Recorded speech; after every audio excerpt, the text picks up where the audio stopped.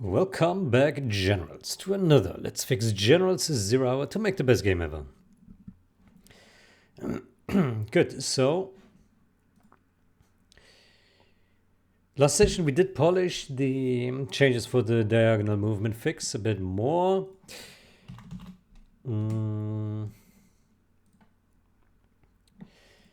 Let's see where we at. So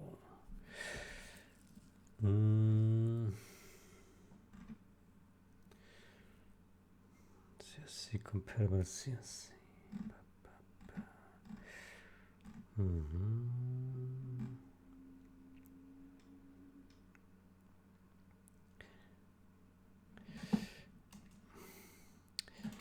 This one here.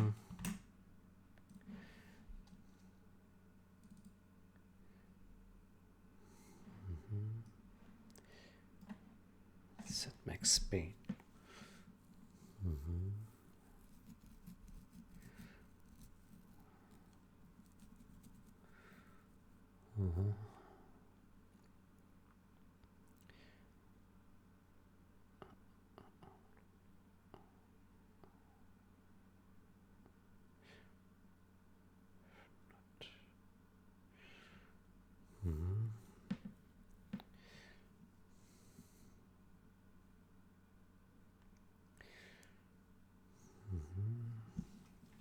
So so this function still is a bit weird because this one now expects that we pass a speed that is scaled. That is not scaled. I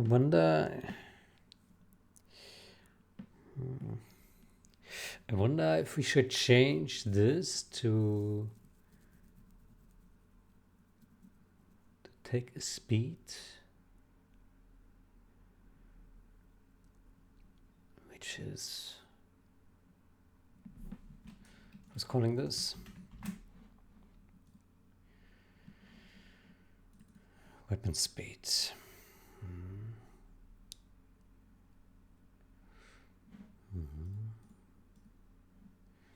Get weapon speed.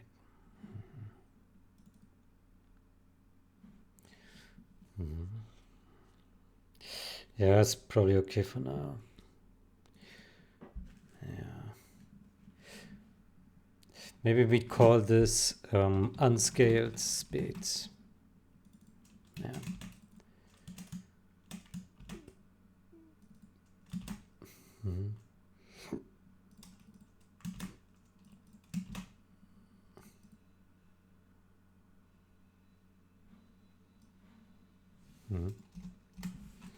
Like so.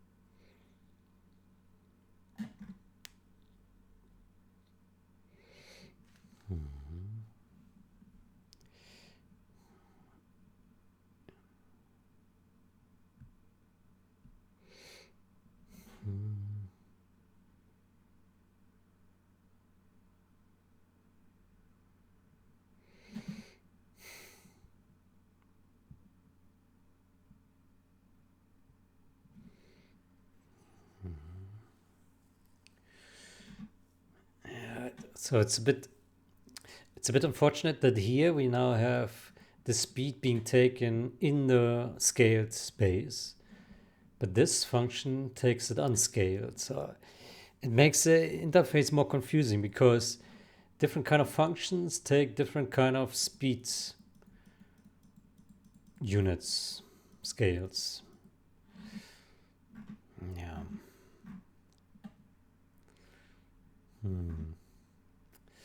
would be good if it's consistent to avoid confusion. Yeah.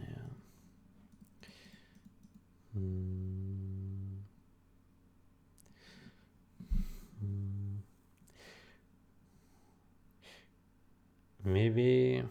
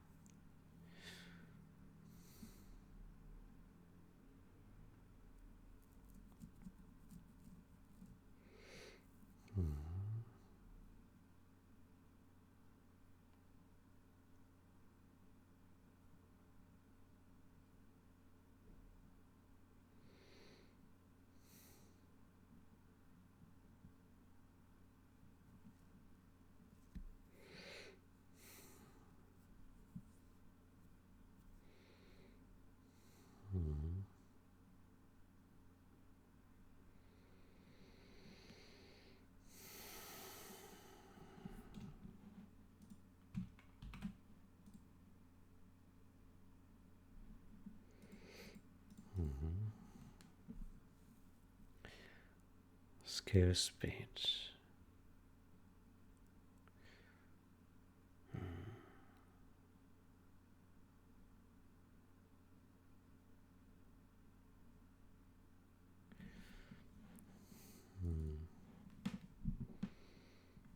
Weapon speed.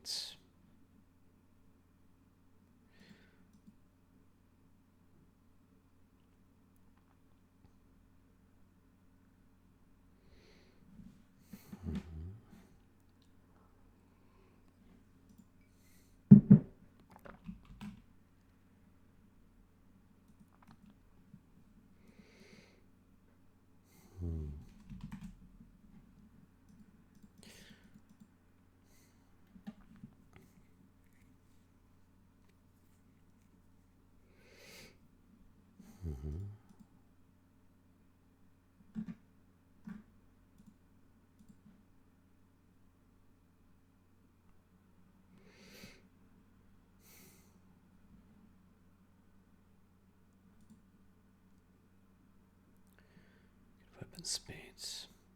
To me, it looks like that we should also scale this guy.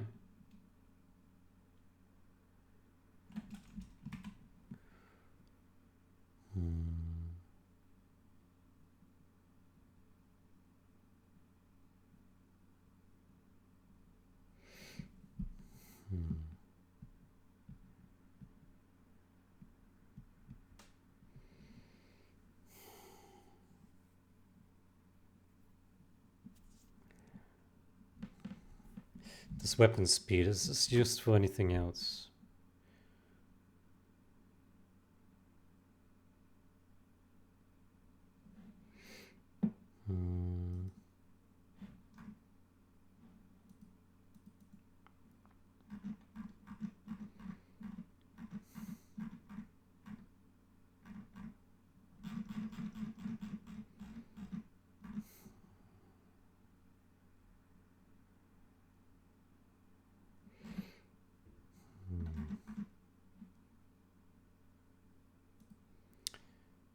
Weapon template.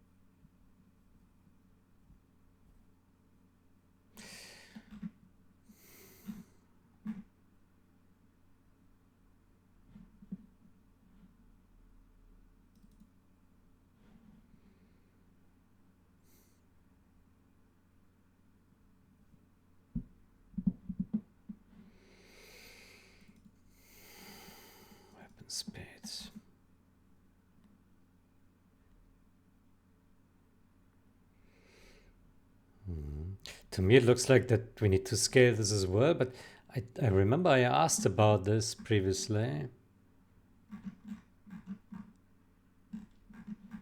Unfortunately, we can't scroll back because I did compact it.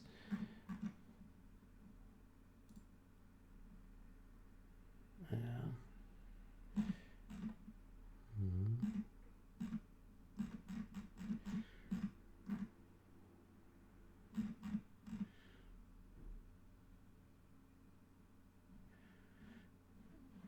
Research answered no. All three consumers are honest world speeds.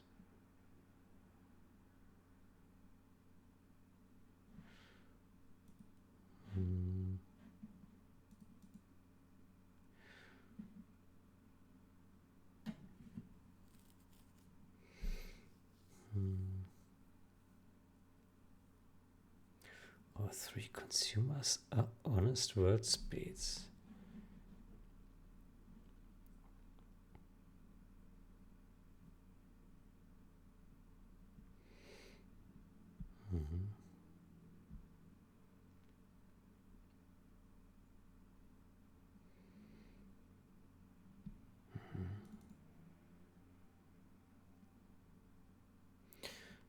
Okay, so weapon speed wouldn't need it, yeah? Is that right?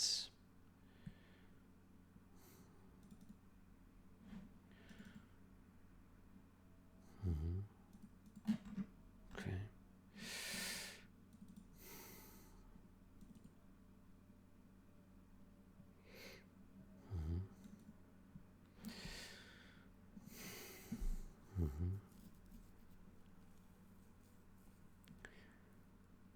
Set max speed. Set max acceleration.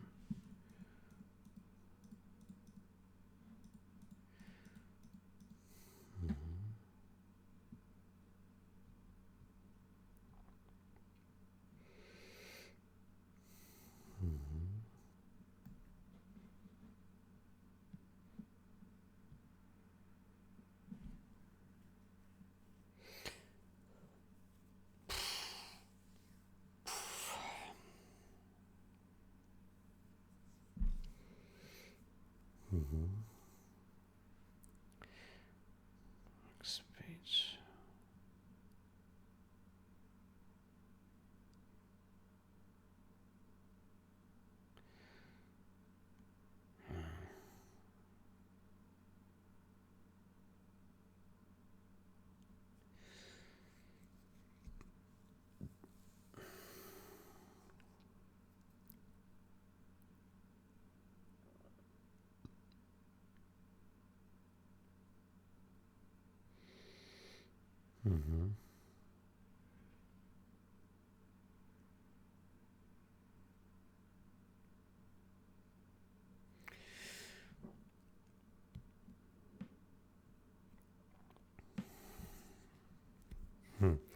It's this. Well, this function here is a bit of a dilemma. One function.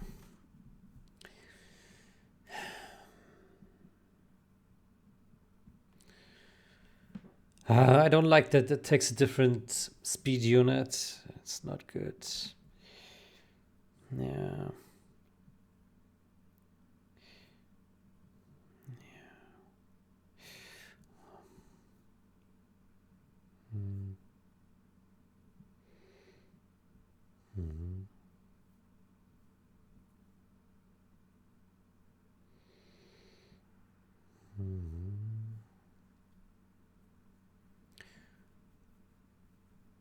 Scale speed.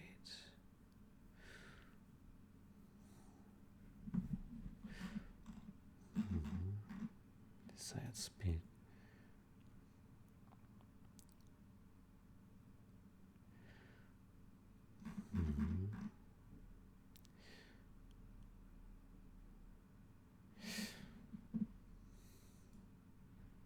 On the other hand, maybe it's fine if we call it speed. So I mean, it is a real speed.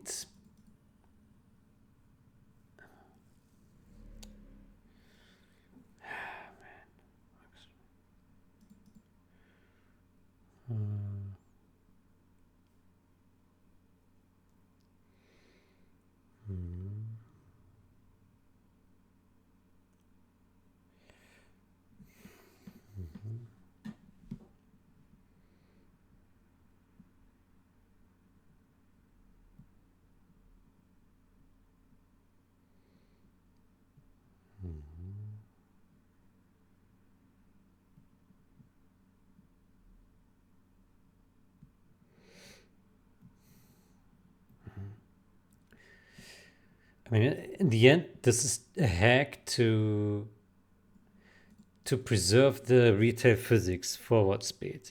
In principle, we can compile this out and then all the scaling is gone. And then it would mean that you would need to tweak the speeds in the ini files to actually have like, a new higher base speed to more closely resemble what the original did. So I guess it's fine then. Yeah, so the scale speed is just a layer here in the locomotor. It's only in locomotor, right? We don't have the scaling in the physics behavior. It's only in the locomotor. Let me see again, get forward speed to the...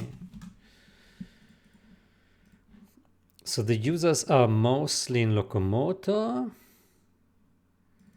and in AI states, but this one also returns a scaled one as well. Yeah. So everything. What about this here? Drawable. Okay, this just checks it against 0. Yeah. Okay. So it's only locomotor that deals with this function. Okay, that means the scaling can certainly be local to locomotor. Okay, so I think this is correct. Yeah, I think this makes sense. Scale speeds. Let me...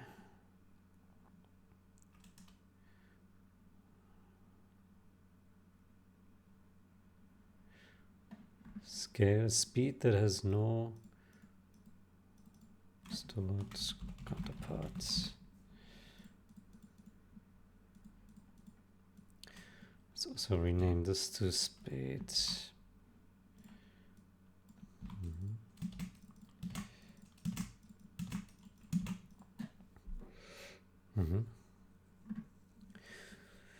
Okay, I think that makes sense.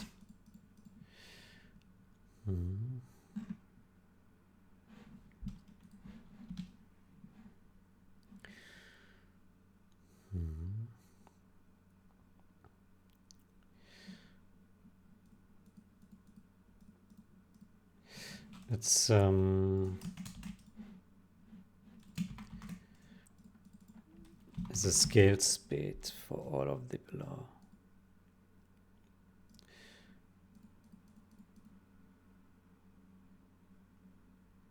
Yeah, let's remove this comment here.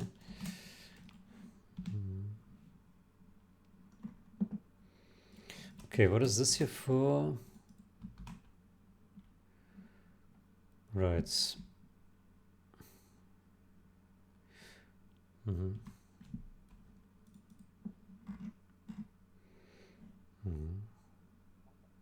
What about this function here? Can we remove it?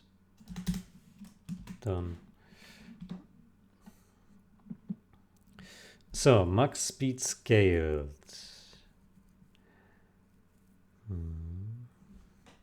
Speed scale.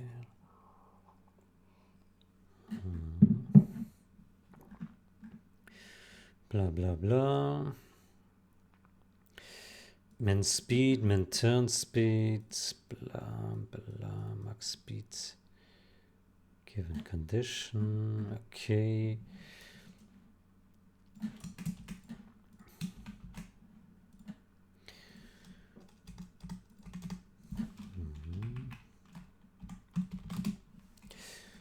Good.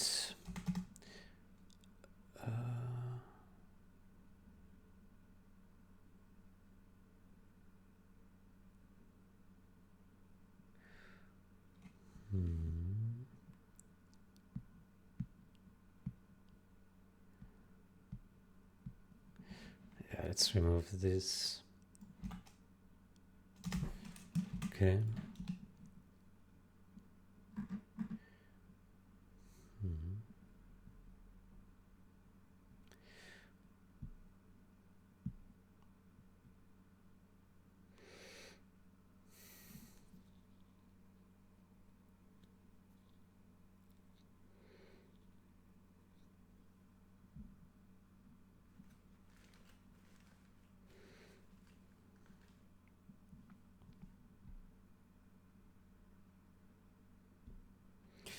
Okay. Then let's get back to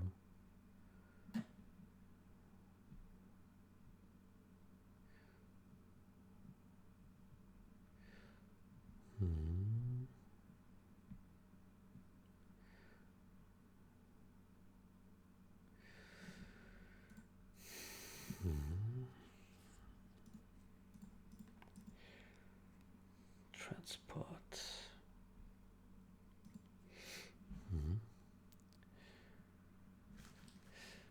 Okay. Then let's get to locomotor.h, CPP. So,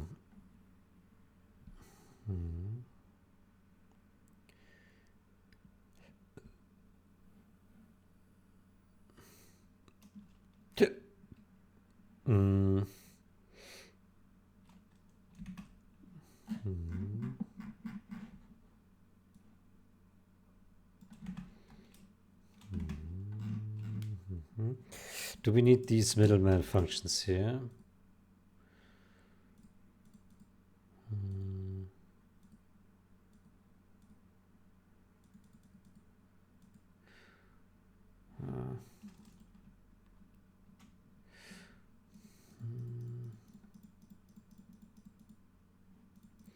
Maybe it's fine.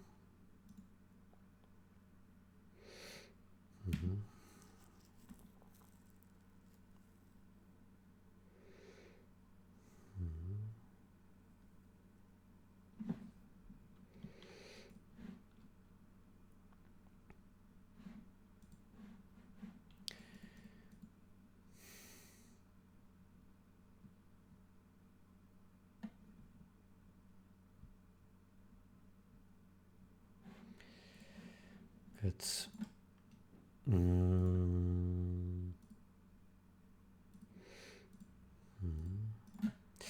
Okay, I think it looks okay for now. It still includes game defines here. Yeah.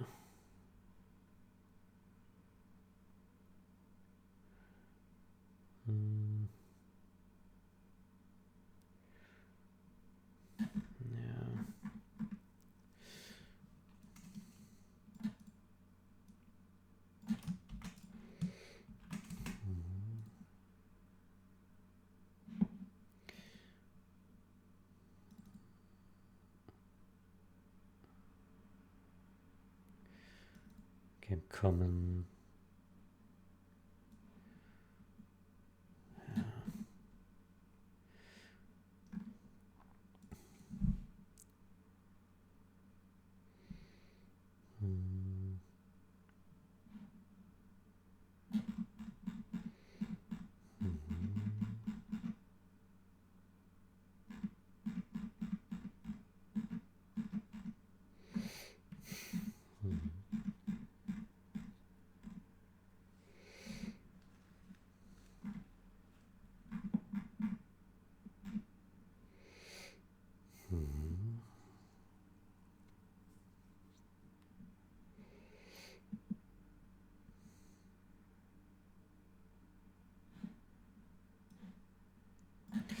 Probably get away with removing this.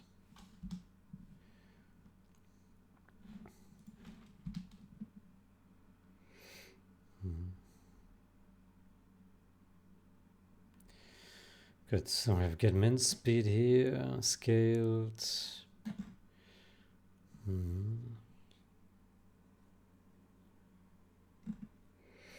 Max speeds, okay.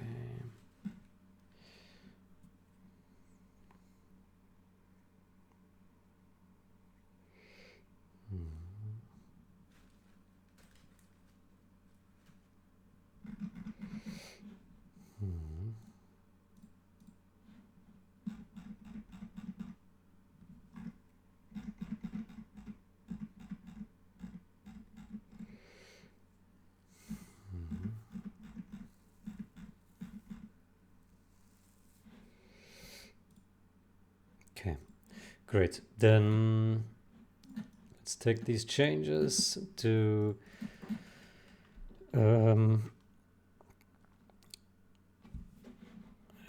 care about commit titles in this branch? No. Let's say proof logic, fix locomotor speeds.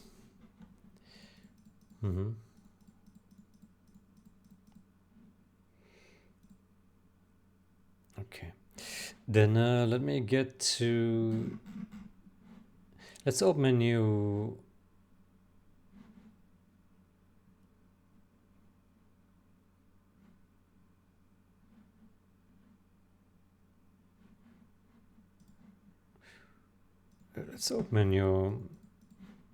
branch. Oh, I need to log in. Okay, let me hide this screen real quick here and click on the authorize button. Log in. Oh. Clicking log in. Now I need to open an email.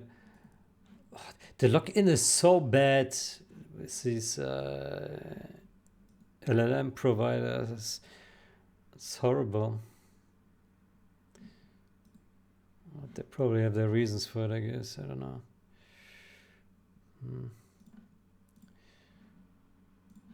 Good. So did that work? I think it did. Okay. So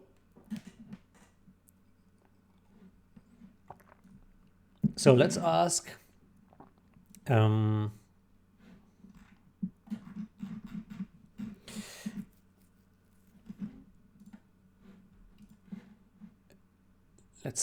the following.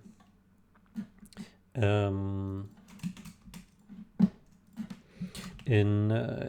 locomotor, in locomotors.cpp,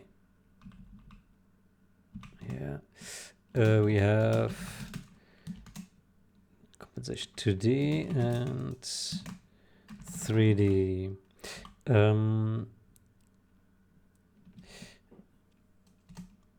Meant to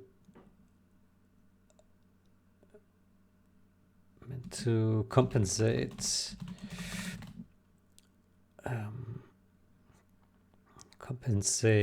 the locomotor speeds for the bug fix in physics behavior.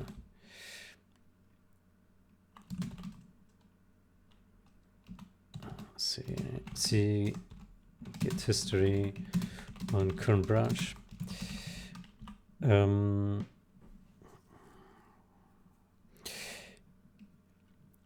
Right now, please check the. Let me check this here to manual.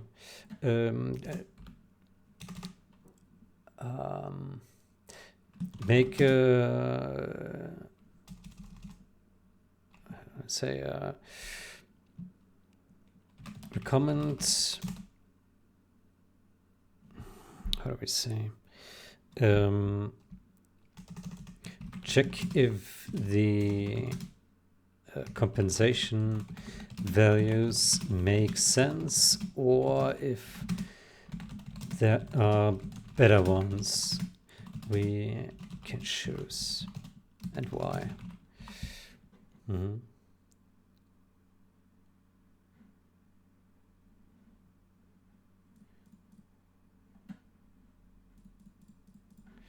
Okay, let's go with that. Yeah.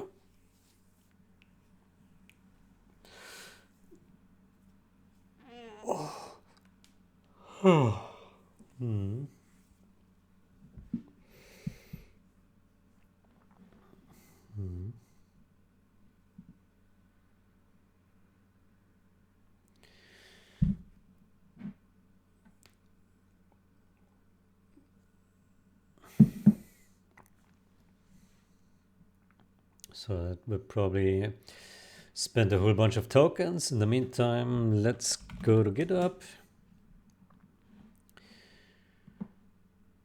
And let's see if we can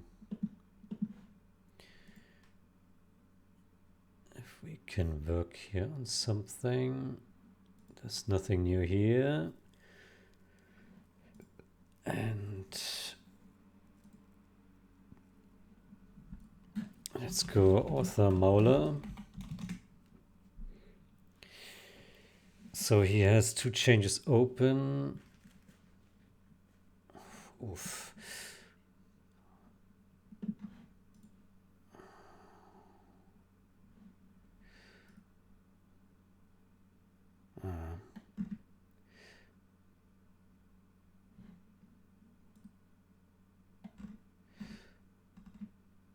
What is this? Particle depth.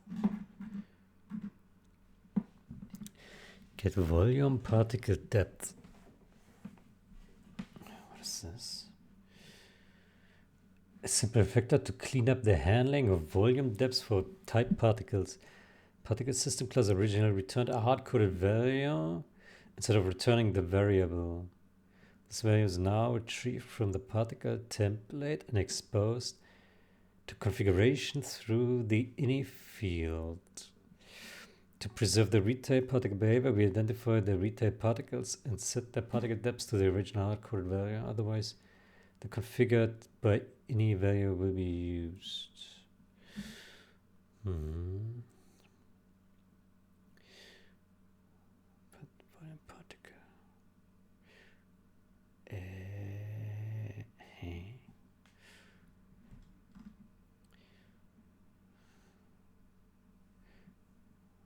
Let's set up through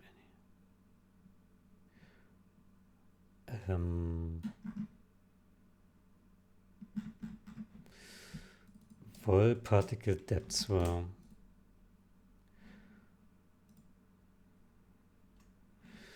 let me open my new Visual Studio Code instance.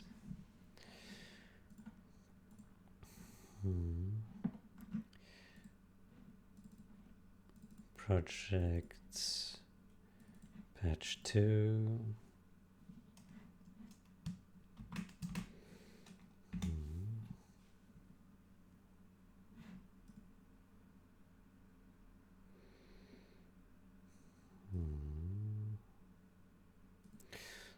That doesn't exist. So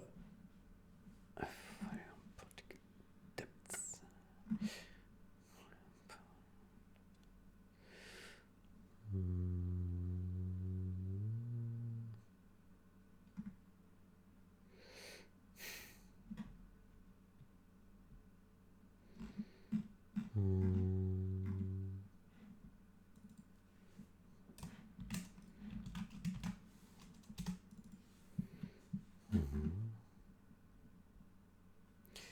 Volume particle depth.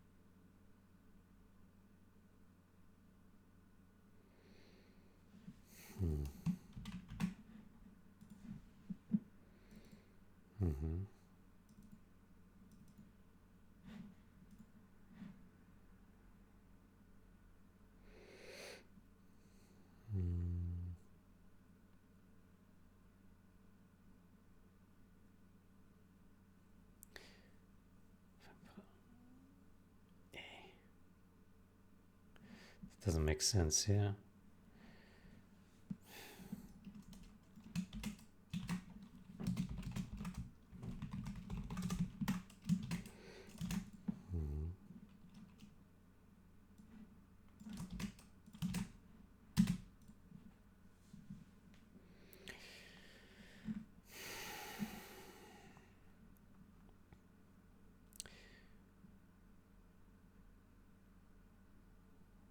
Side int fields. particle system.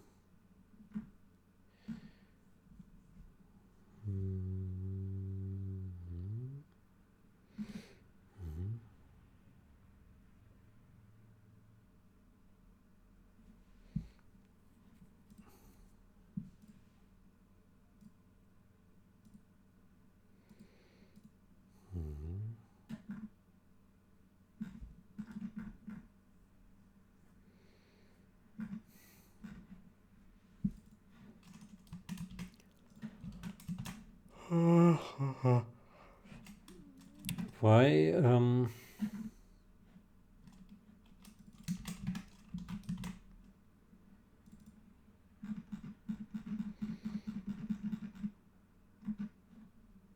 depth? Where's depth?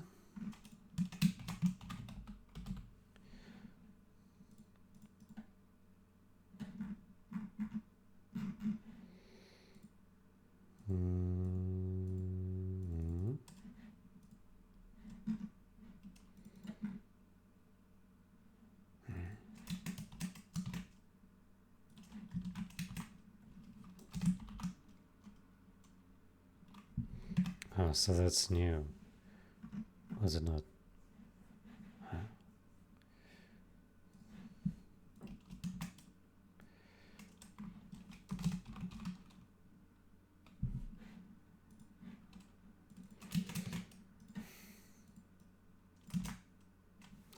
That field doesn't exist.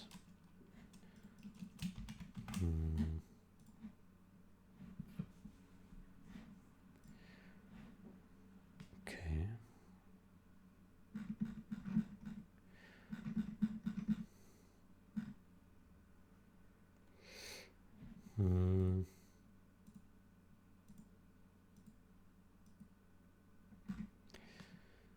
So something is weird here. Where's this variable here?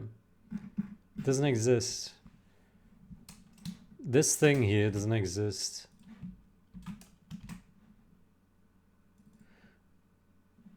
Unless particle system template inherits this type. System does. Where's particle system templates? Doesn't it? What? Why don't I find this? Here it is. Ah, it does inherit particle system info. Aha. I see.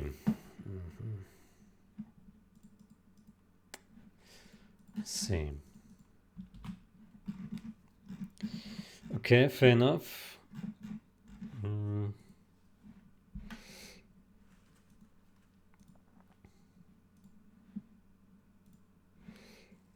Particle system template. Okay, there we go.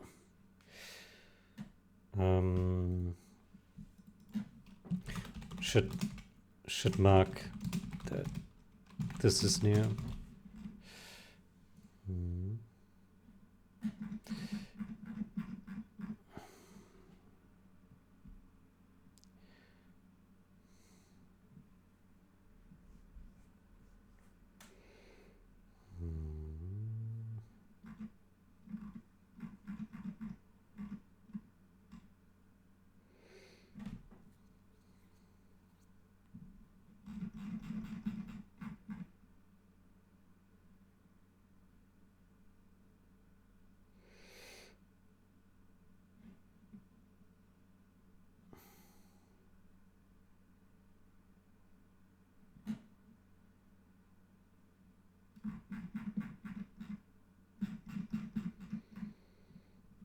Where does this come from?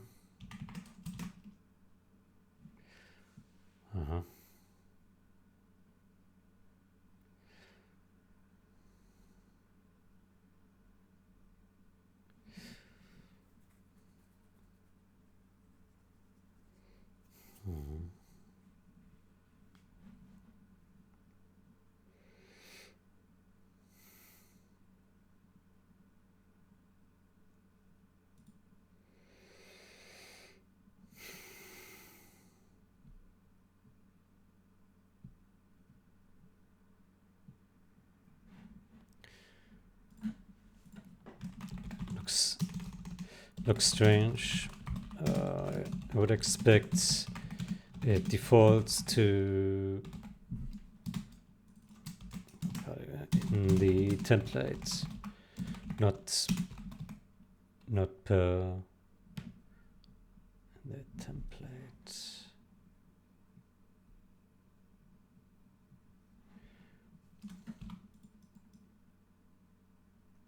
Not per particular system.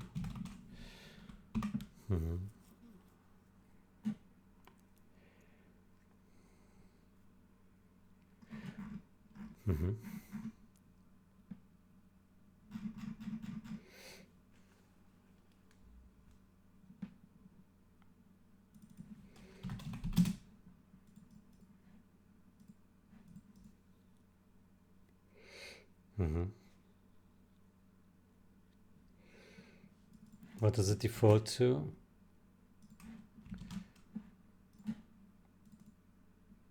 Default.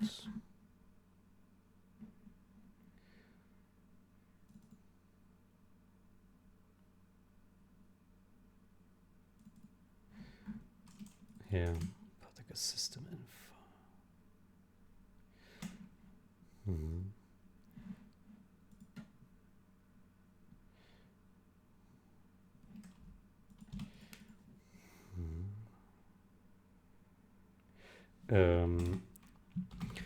This here also overrides what the ini sets.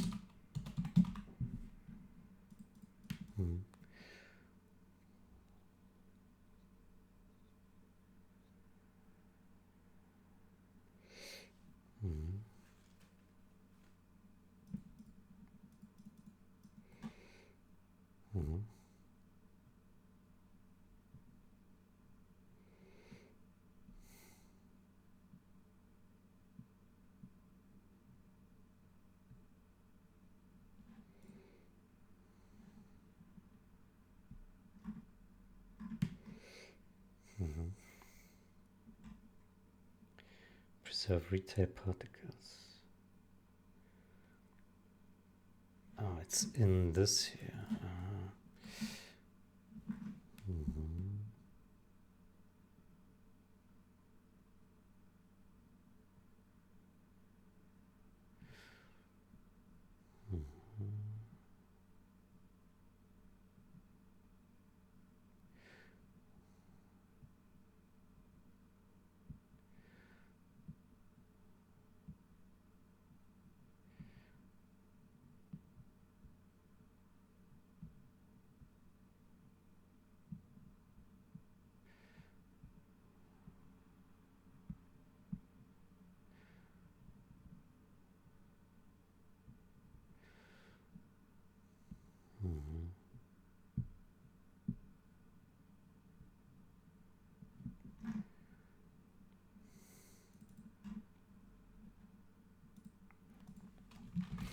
This one maybe also needs moving into the templates, because it will always be the same.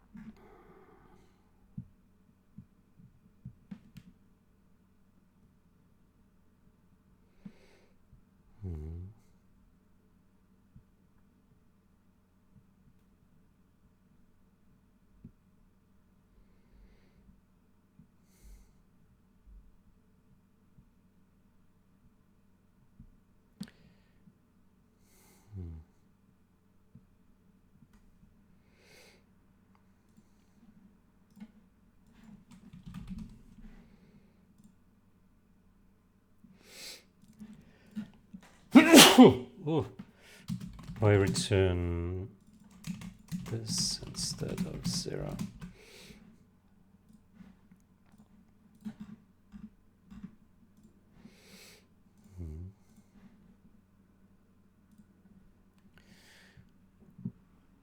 Why is it doing Python now?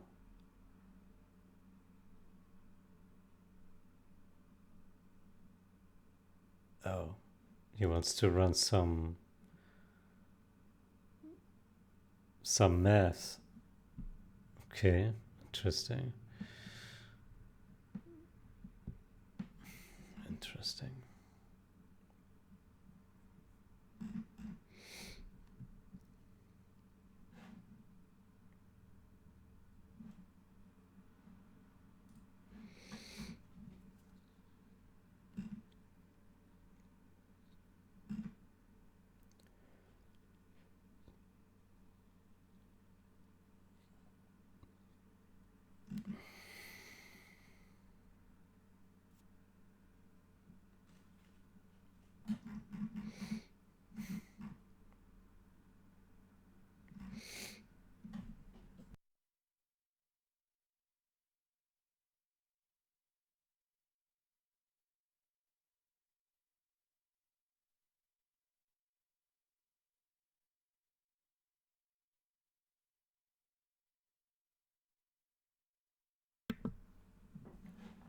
Mm-hmm.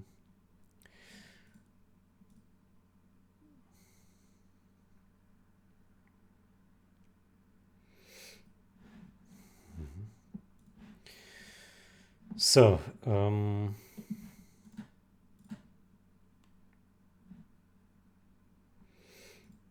what is this?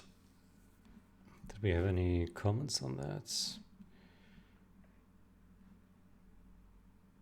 Yeah.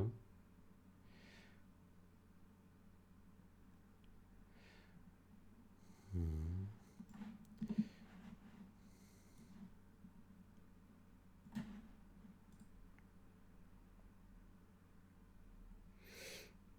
Mm.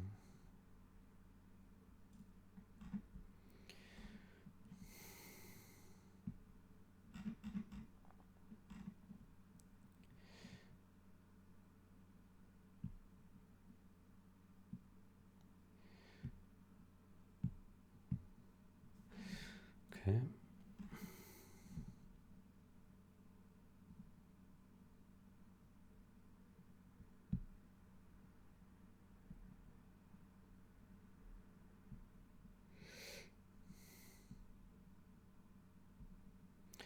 Setting the cult variable. Mm-hmm.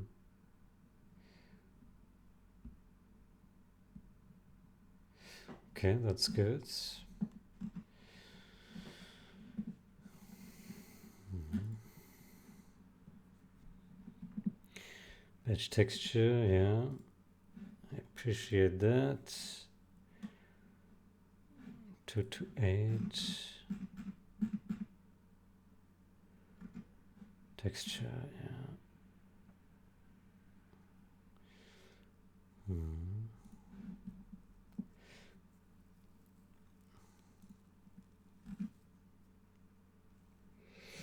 Mm. Point count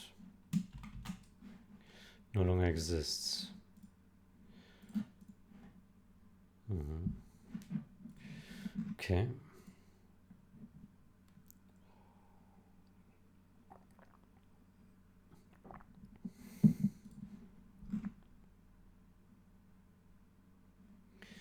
Point count, okay.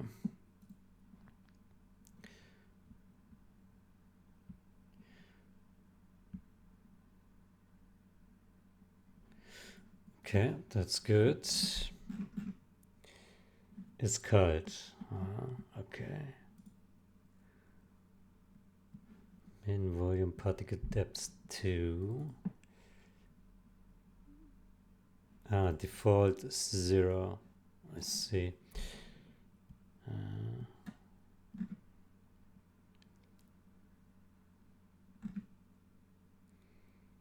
Hmm.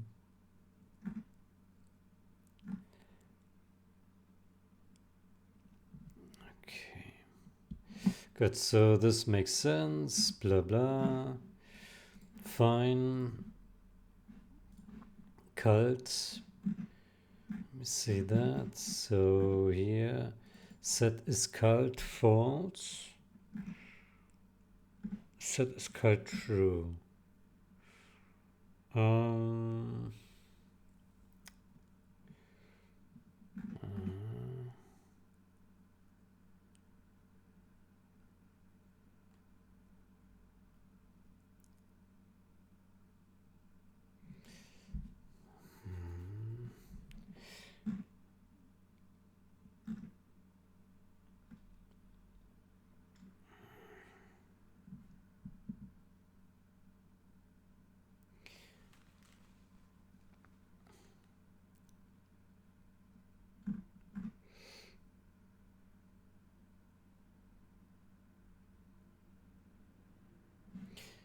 um, instead of calling set call twice,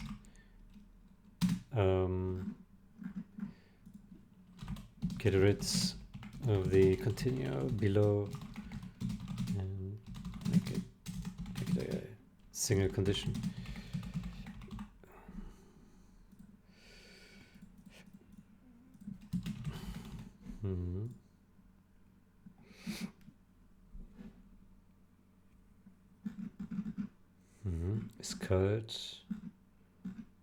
Is called. Okay, I like that. This one is good. Resolve.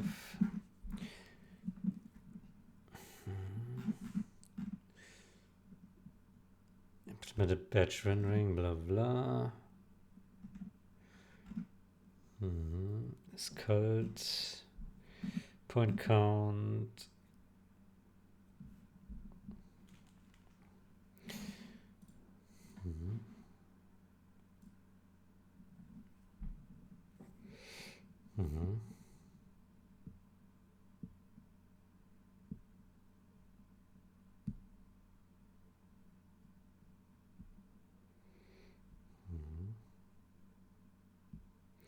Did now a bunch of math here.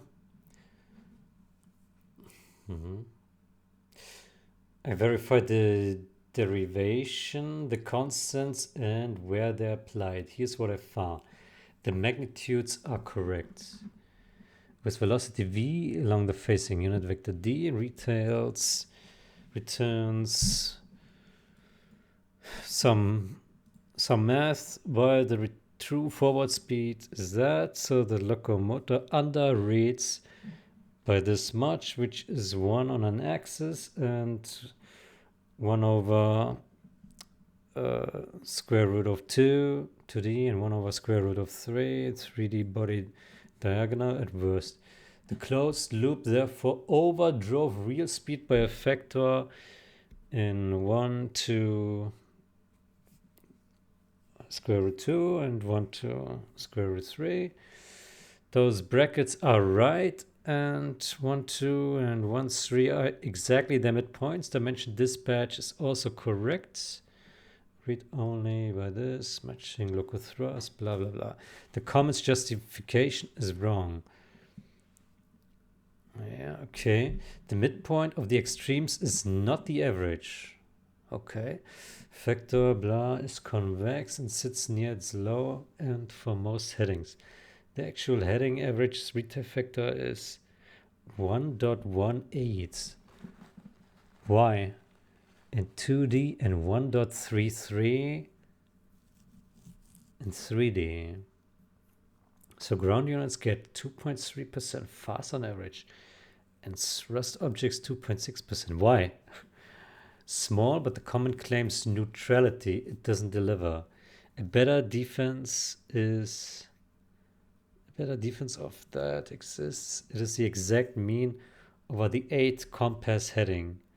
But path optimize, line of sight straightens path, so real headings are continuous, not 8 quantized.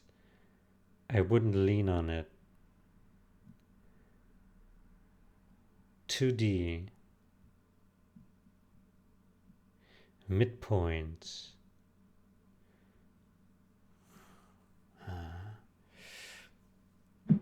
Geomean. Geomean.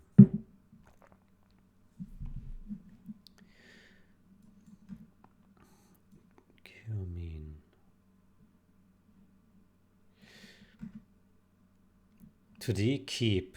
Fix the comments. Fix the comment.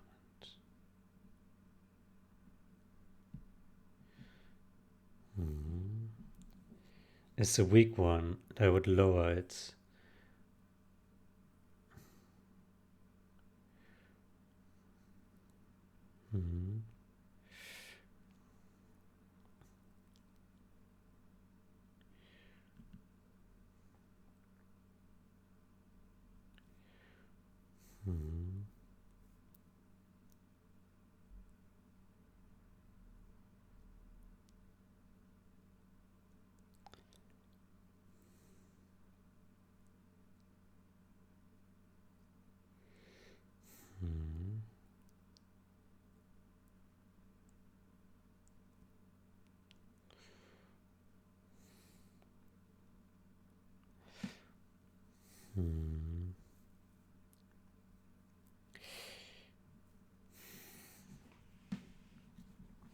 Okay, so I don't know what this geomean means here.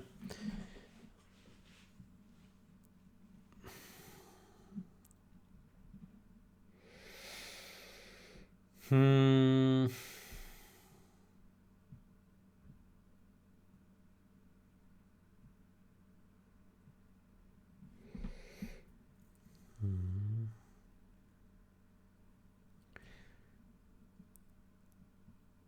6 exact mean over the 8 compass headings.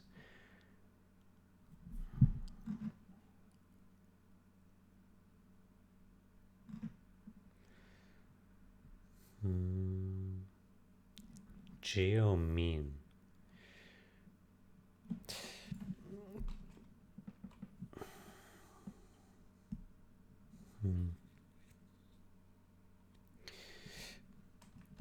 Explain the geomean.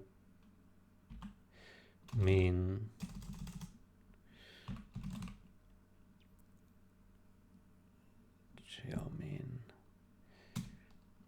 And how? What did it say again?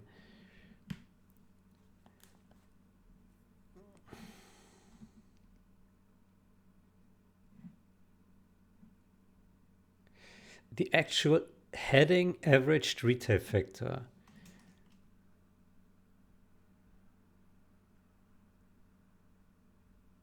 Is this here, arithmean.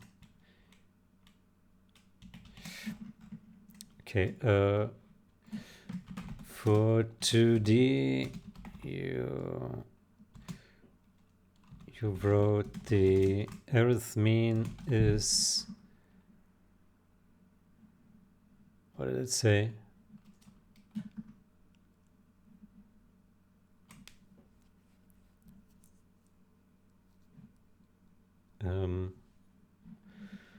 Where is it? I lost it.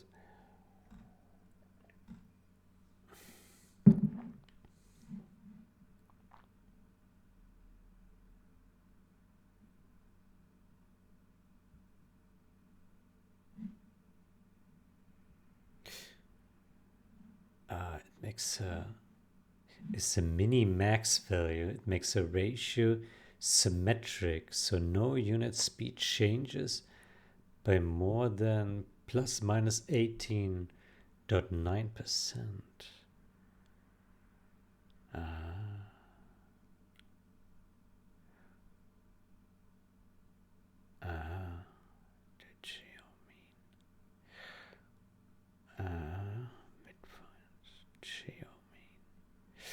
Aha, okay, I see. So the midpoint is, I see.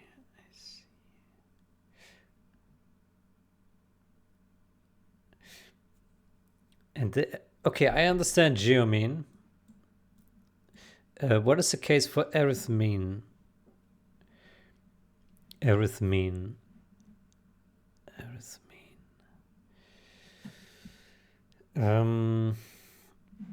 It did mention it here somewhere. I lost it. Let me copy paste the value here. There it is. The actual heading averaged retail factor. 2D. Average heading retail factor. Harmin. Can you explain the arguments for midpoint, geomean? The arguments for and against midpoints, geomean, and arithmean in more detail.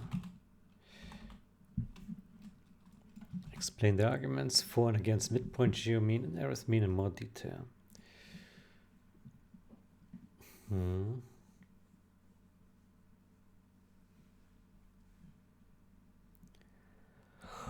So midpoint I understand, because that was my original suggestion, to just, you have all the headings.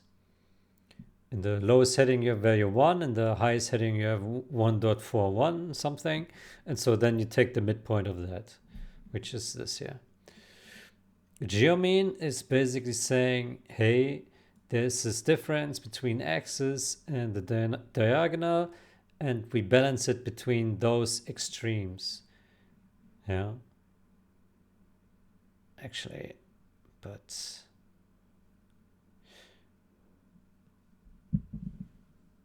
it's the same here.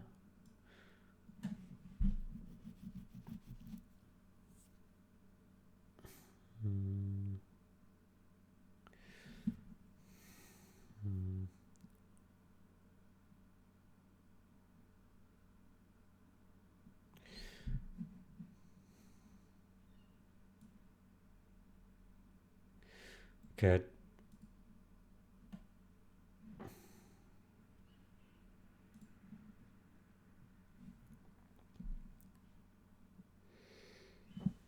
Which movers use a 2D path?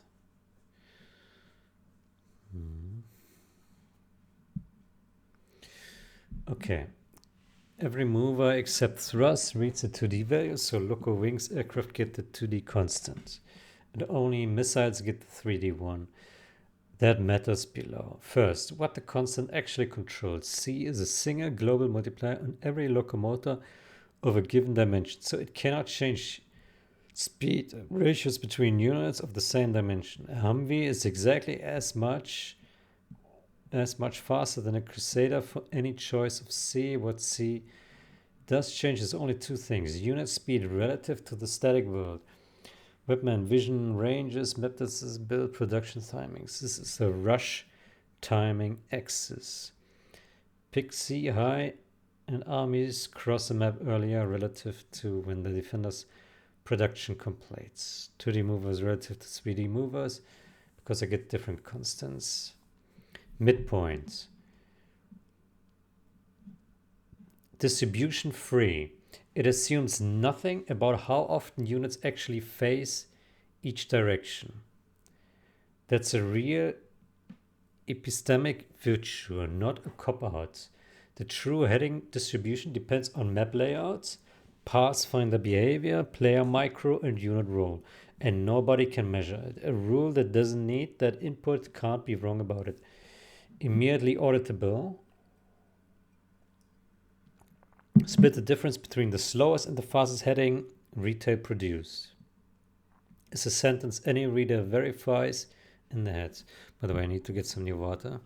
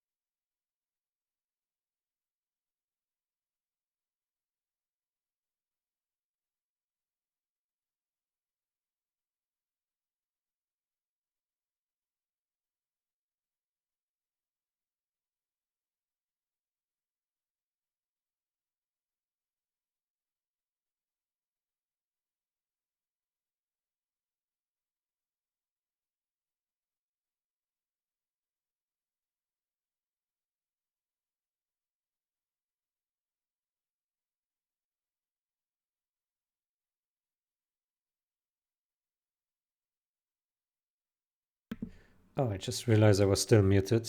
Sorry about that.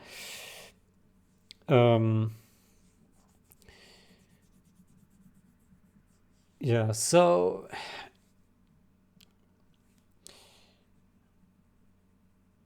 let me do we want to have average speed or mean speed?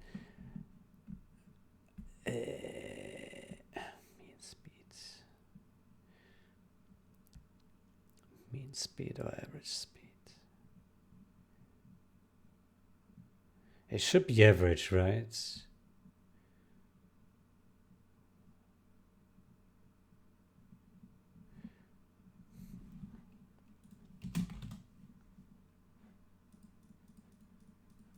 The average speed. Like truly the sum divided by 2.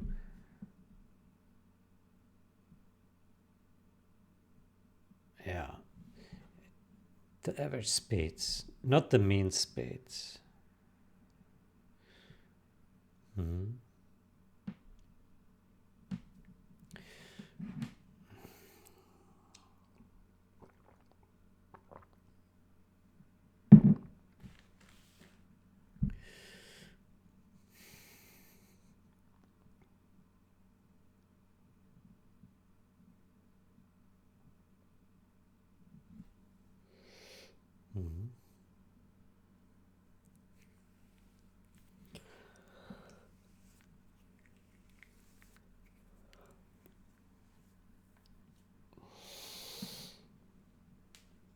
Okay, what is this? Okay, it wants to run some script here. Okay.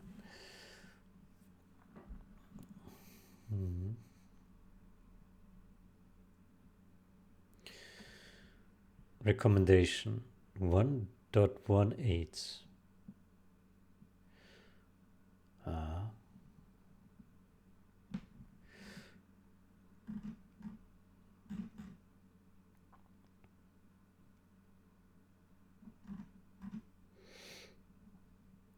The answer is unambiguous. It's the arithmetic mean of the retail over speed factor over uniform headings and has an exact closed form. Retail drove real speeds. Preserving average speed means the new uniform factor is equal, substituting blah. 2 endpoint numeric integration, closed form, Monte Carlo, genuinely random headings, all agreeing to 1.18. Recommendation. Okay.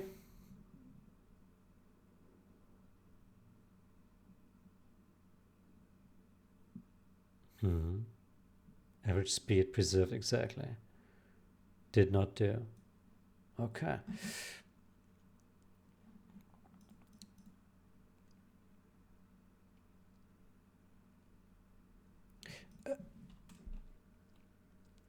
Soon. Next.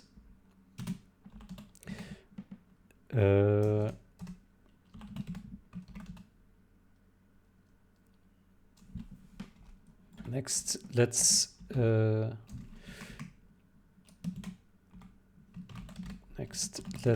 discuss the 3D speeds compensation. Most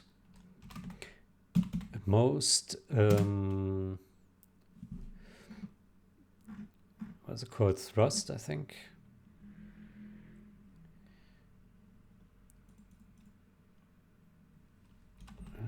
Most missiles and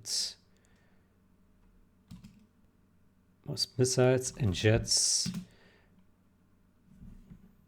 let's say missiles and jets mostly fly into the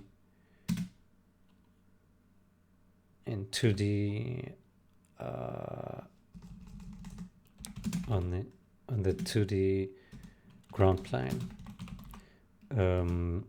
Rarely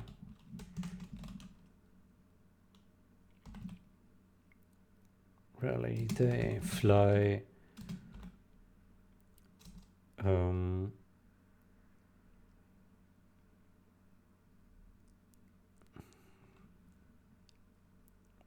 mostly fly on the 2D plane. Really, they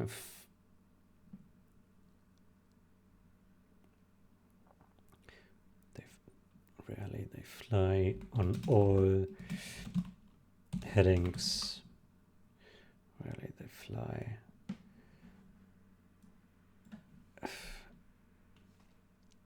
Really, they travel on all 3D axes. So they mostly, like, for example, rocket soldiers, right? They shoot on the ground and the missile is just flying over the ground. Same with jets attacking helicopters or other jets, or yeah, basically any ground missiles, they fly over the ground. There are also some missiles that fly from the sky to the ground, which is also a 2D, a 2D. Well, it's even just 1D, but we can classify it as 2D. So they like the Scud Storm, for example, is flying straight down, right, when it lands.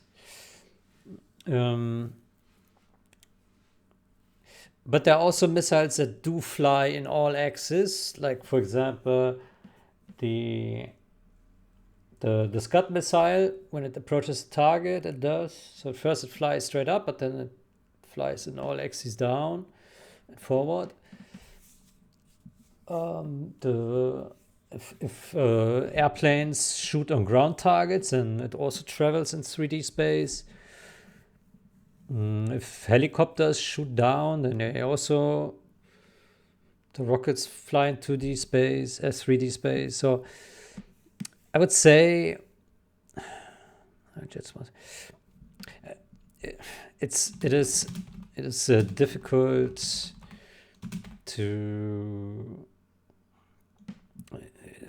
to make assumptions about distributions, but I would say we can assume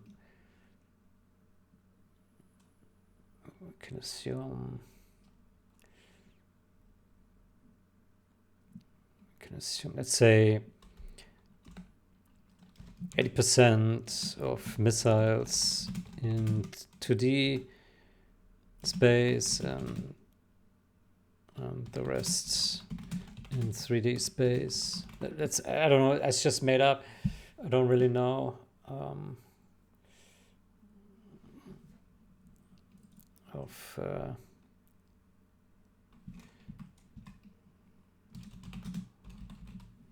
mean, the jets are almost 100% in 2D space, right? When they are in the sky. Local Wings jet, is that really using 3D speed? Let me check that.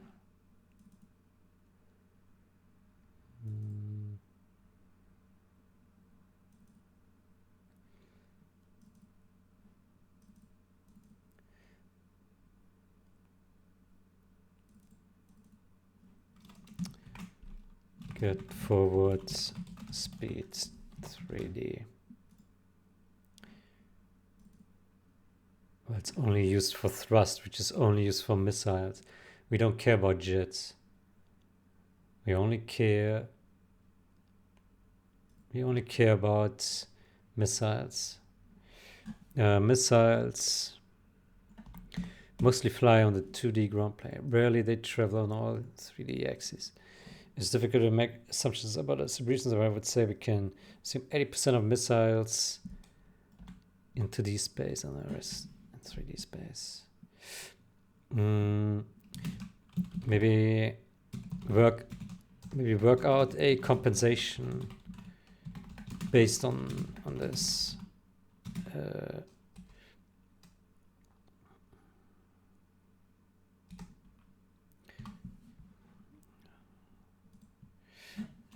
better compensation based on this direction.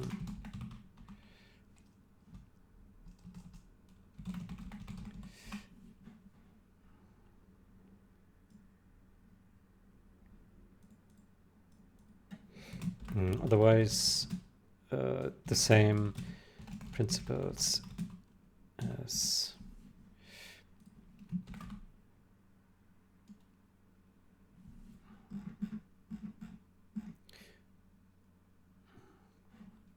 let me say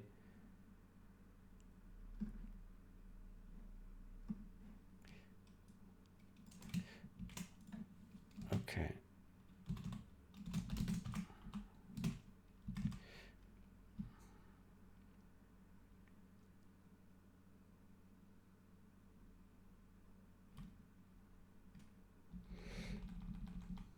Can assume 80% of missiles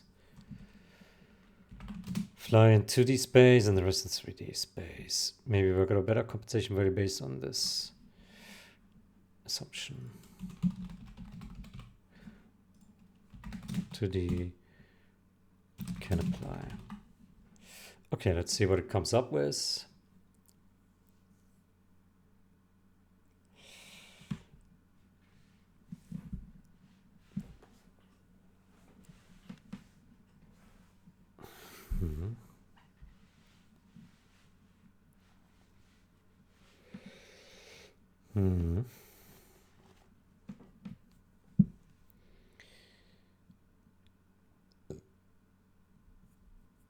Combobulating.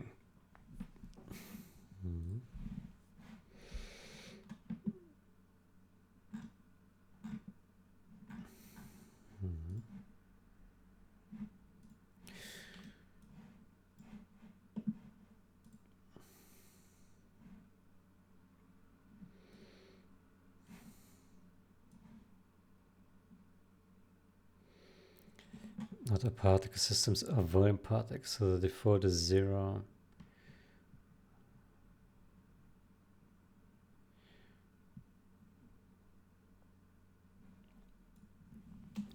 But aren't the particle templates saved?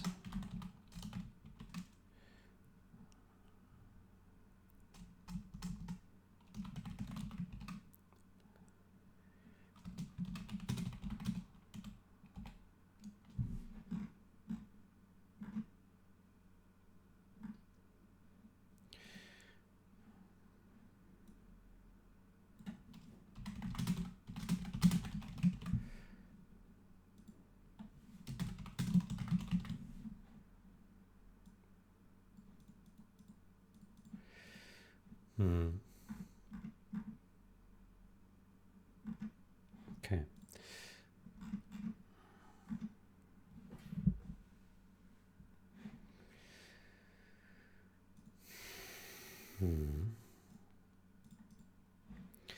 Okay, it wants to do another math. Yeah.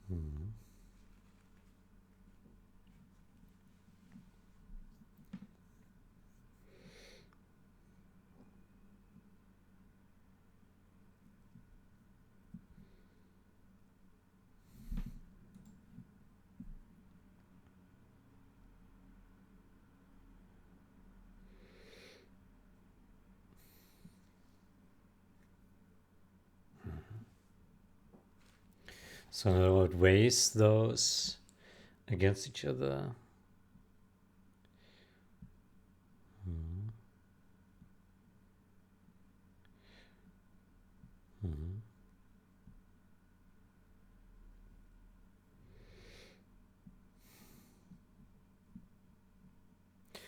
Expectation is linear, so the mixture just weighs the two-component means.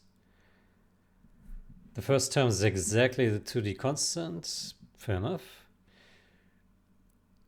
For the second term, the max entropy reading of a direction in 3D layers with no further information is uniform on the sphere 1.33.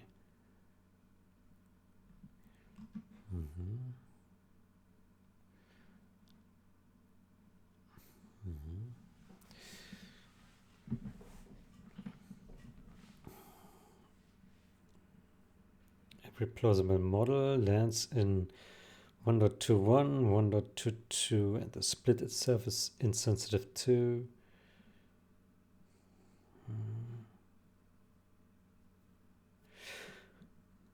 The reason the constant stays low, the yaw average factor is non-monotonic on pitch. It peaks at 1.539, around 40 degrees, and then collapses back to 1. Because the missile going straight up has that, which is x is a line, has no error at all. The steep launch phase, which intuitively feels like the most 3D part of the flight, actually sits in the low error region.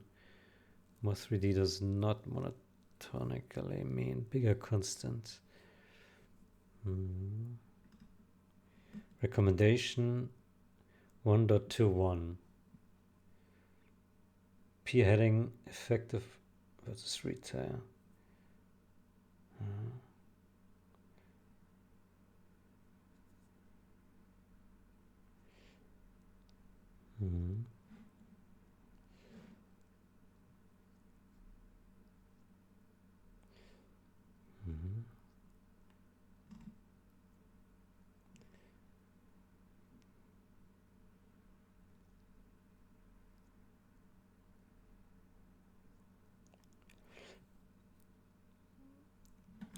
Okay.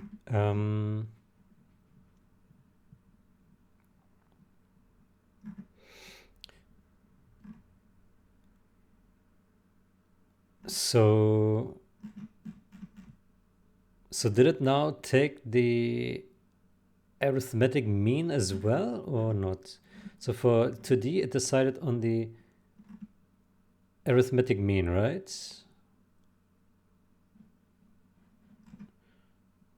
Or not? 1.180.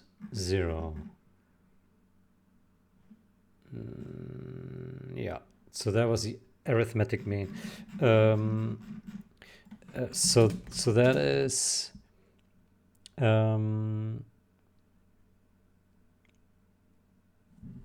what was the arithmetic mean of the 3D one?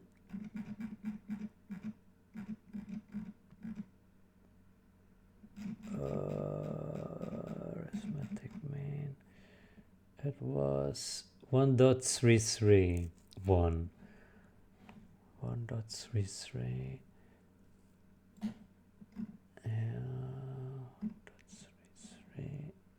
Okay, yeah, so it took that as a base. Okay. Apply. Okay.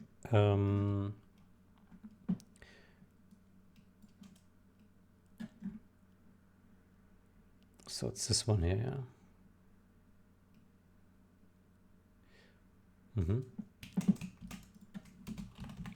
Okay, let's go with for the 3D compensation. Apply both agreed. Apply both agreed new compensation values to the to the code and explain them in the comments, in the code comments, how they were chosen and how they make sense.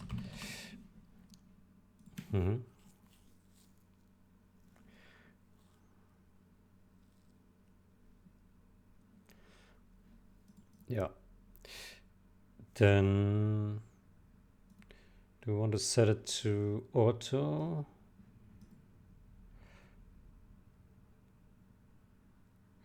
Yeah, I don't think we need a plan. Just straight apply it. Let's see how it goes.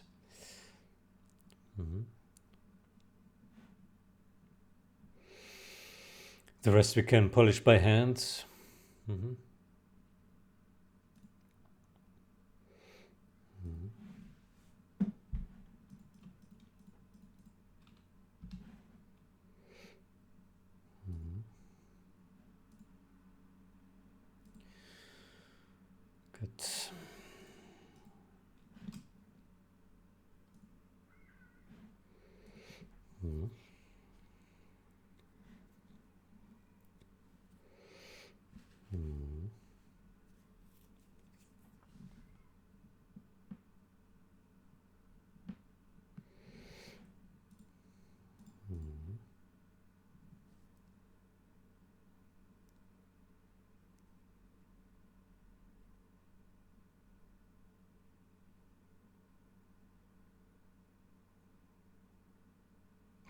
Says seesaws.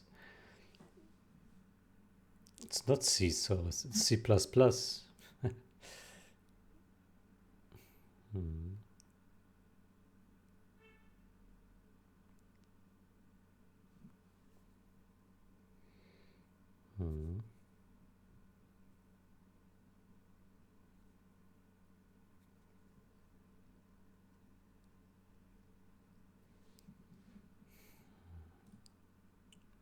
Oof.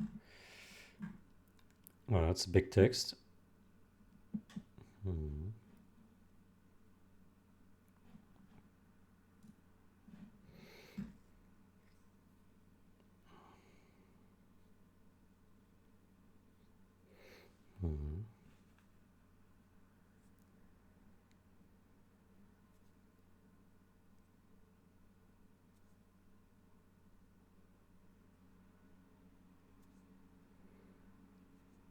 Let me nail the sphere mean digit so the arithmetic and the comment is exact.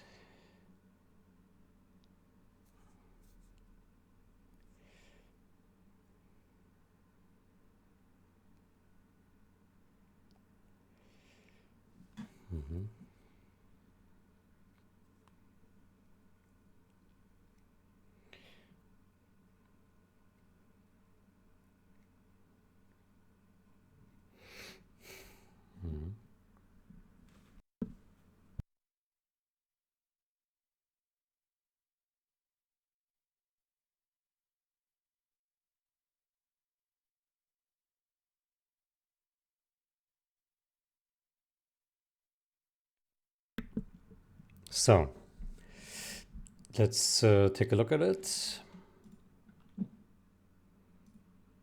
Okay, that's a lot of text.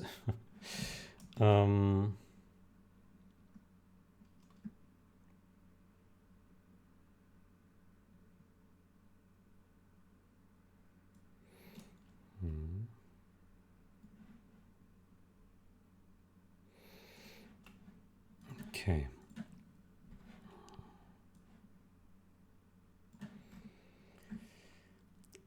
The compensation that equals straight and diagonal movement speeds. Retime measured forward speed is square root sum of that rather than the true projection of the velocity onto the heading sum of that.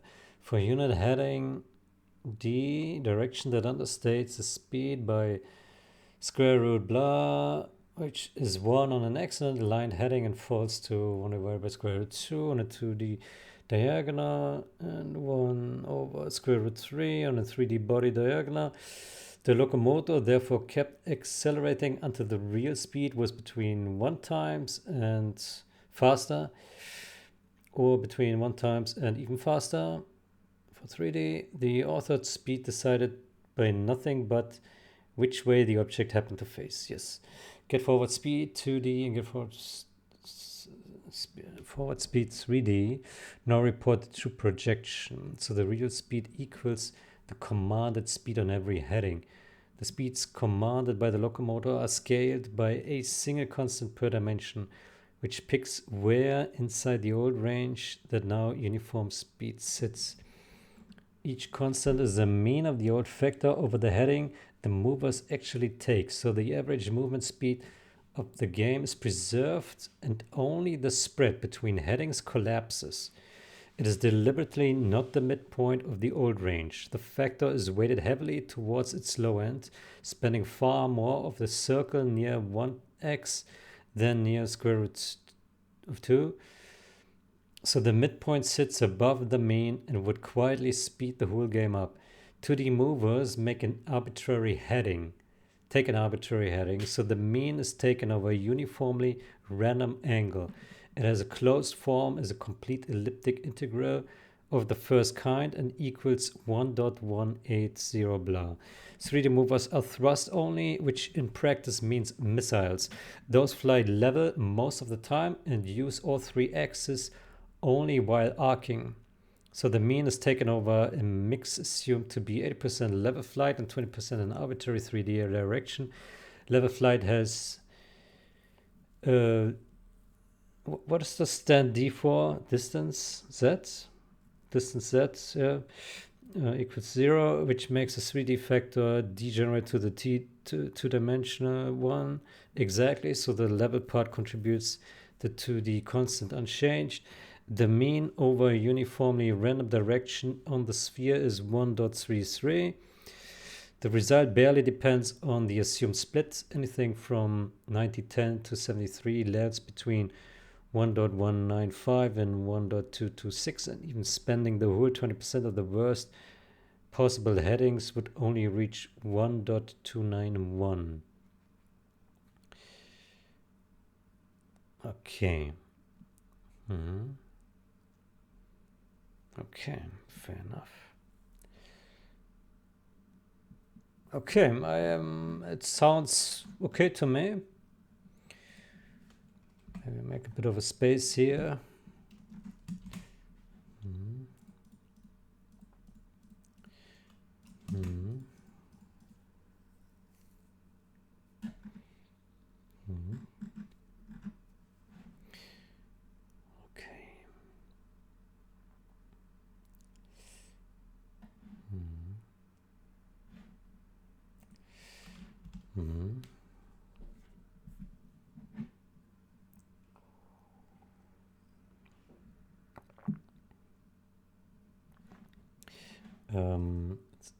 Here I would say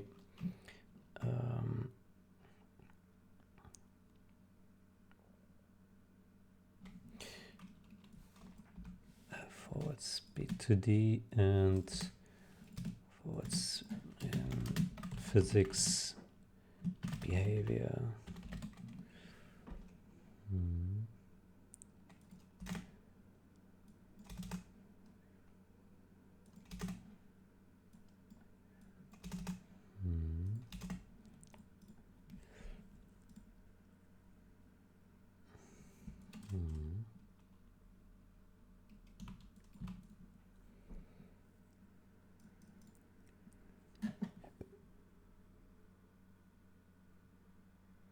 I would say we leave the function name because it's easier to reference as long as the functions don't change the name.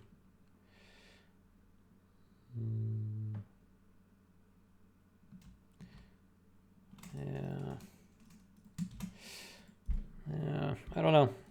So basically, if someone renames those functions, then this comment will be outdated here.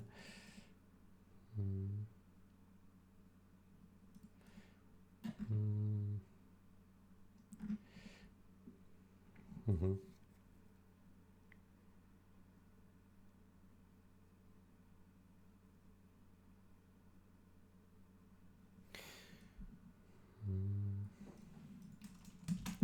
Okay. Okay, but I like it. So let's call this optimize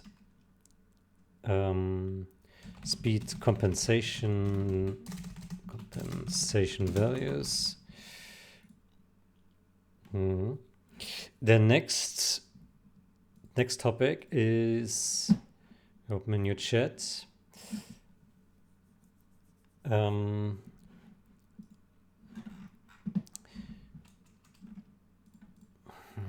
Scripted movements. Yeah.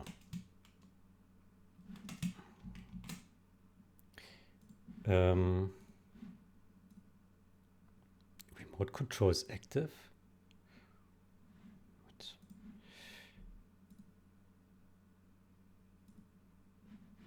Okay. Manual. So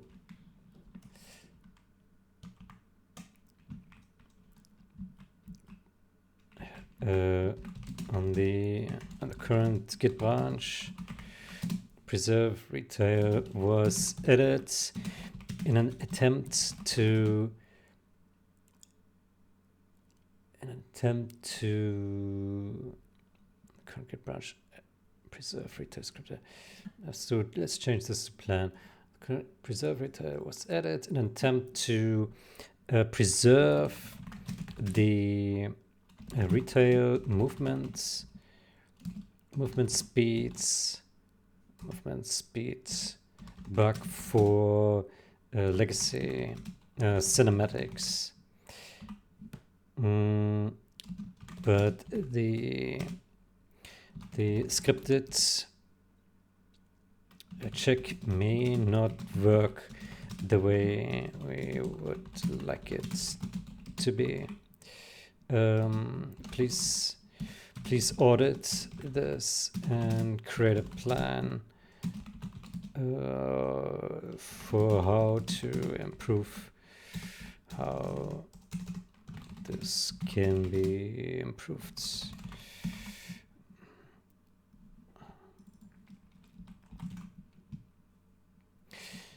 In the current Git branch, preserve retail scripted physics forward speed was added in an attempt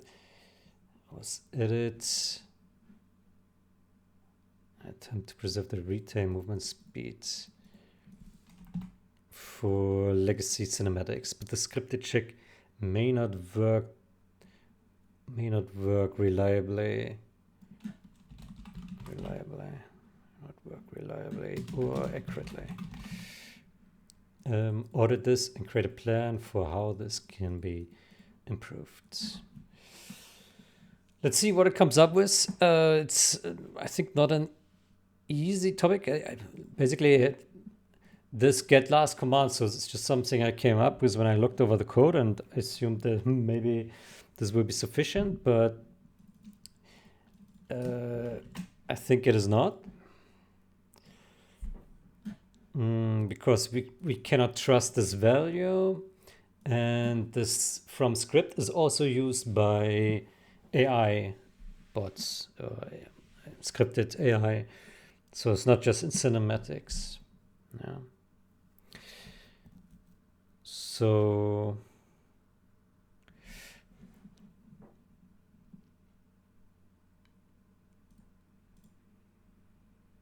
did I explain it? Legacy cinematics. Yeah. Okay, let's see what it comes up with.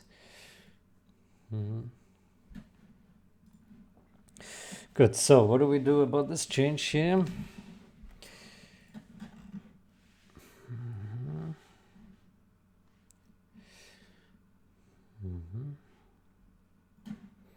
Kalt.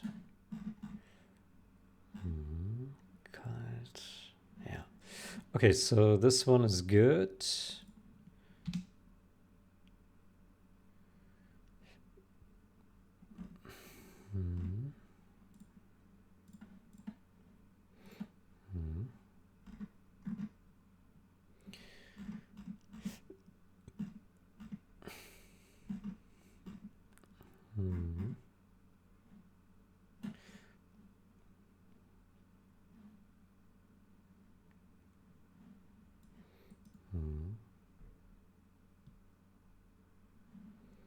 Fixed, okay.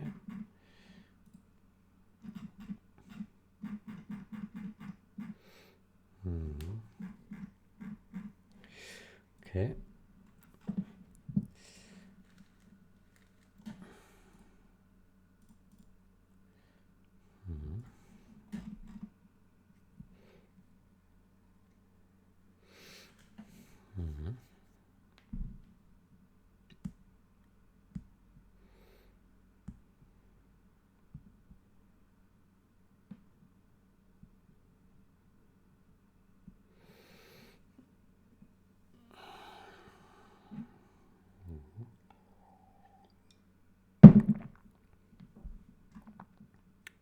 Flush particle batch.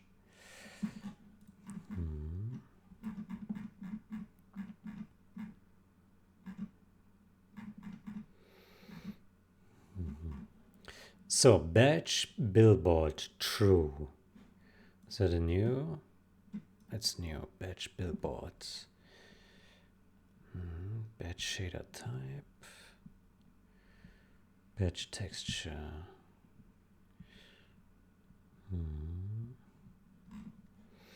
So, batch billboards. Blah. Number of particle points being rendered. Test if the particle system has any visible particles that can be drawn earlier. Can be drawn. Dot. Sentences and on dot.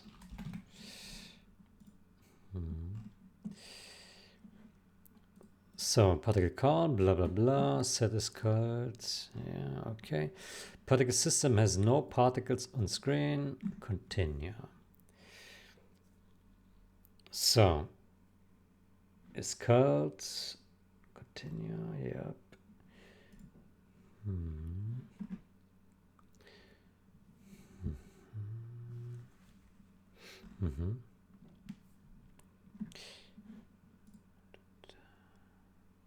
Smudge is using smudge. Find smudge.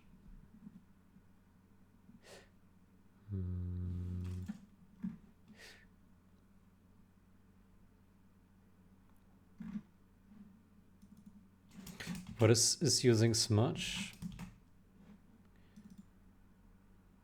Oh, okay.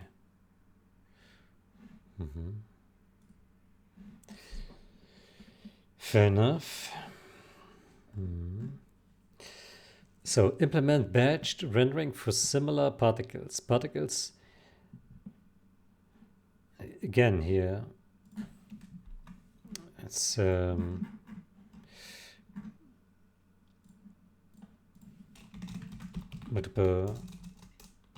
multiple times in this review. Implement batched rendering for similar particles. Dot. Particles with the same properties will now be batched onto a single texture surface before being drawn. Dot. If a different particle type appears before the batch is filled, the previous batch will be drawn first. Dot. Good. Texture. Assign no ref. Yeah, this looks good. Can batch. Is not using streak. And particle depth is smaller. Min volume particle depth. Okay. If not, can batch or different texture. Okay. Okay. Flush particle batch. Can batch.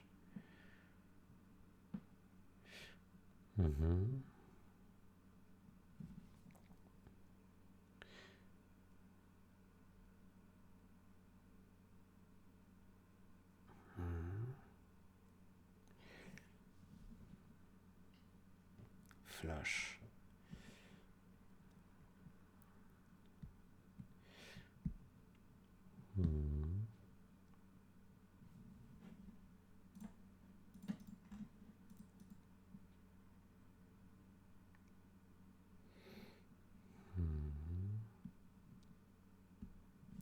we have something like conspool.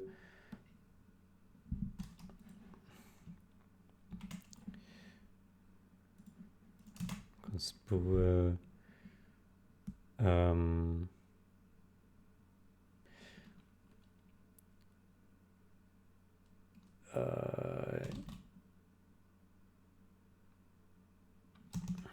Is new batch. Dot, dot, dot.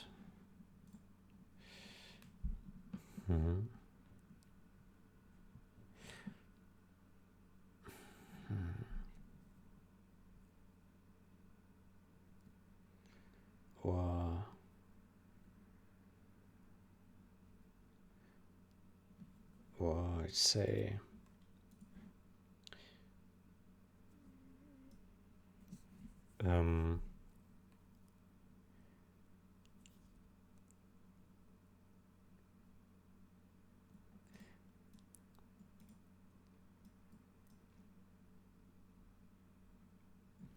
well, let's say is batch done, maybe.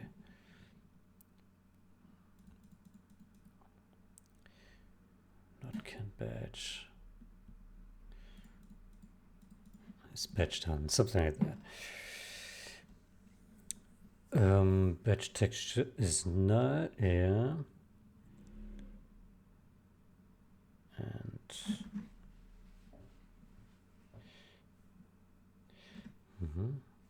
start count, point count, blah blah blah.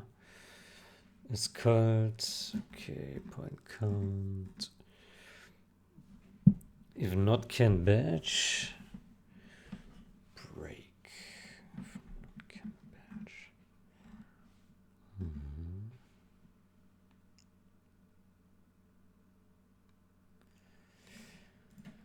So what does this say now? The scripted check has both false positives. Issue ordinary gameplay orders as command from script and coherence problems. It is sticky forever, flips mid-move via friendly last command source and makes the scripted unit and its AI-driven escort move at two different speeds.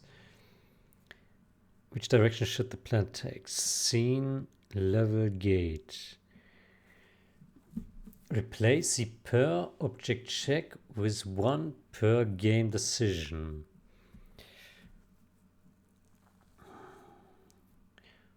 Game decision. Latched at game start. Every object in a legacy campaign mission uses retail speeds. No false positives. No mid-move flips. No two conventions in one scene. Near zero cost.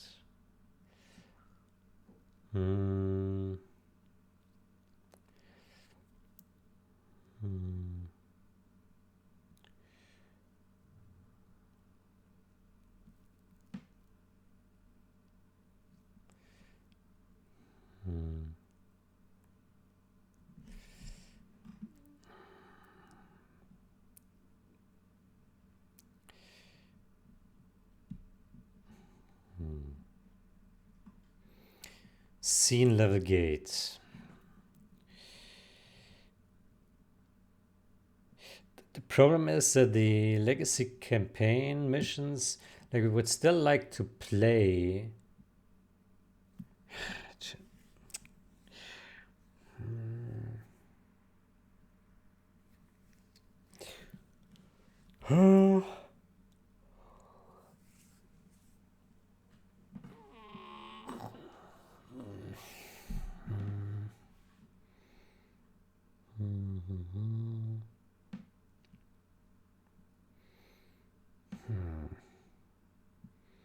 Latched per object flag. Keep per object granularity but fix the signal.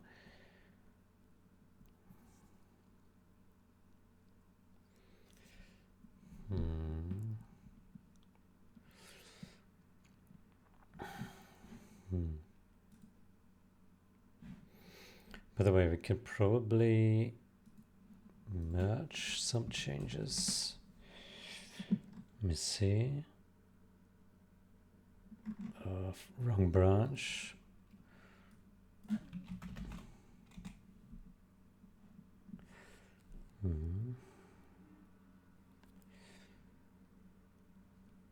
Okay, this one still needed testing. Image 0, texture bit depth. Yeah, this one we were not able to merge for some reason.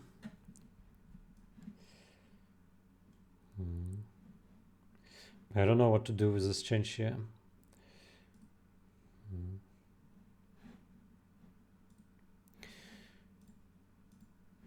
Okay, so I'm not sold on this scene level gate.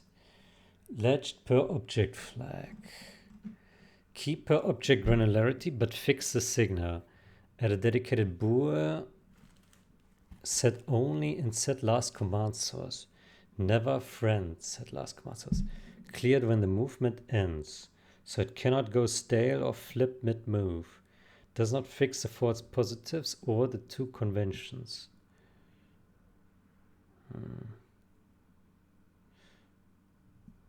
Drop the scripted variant.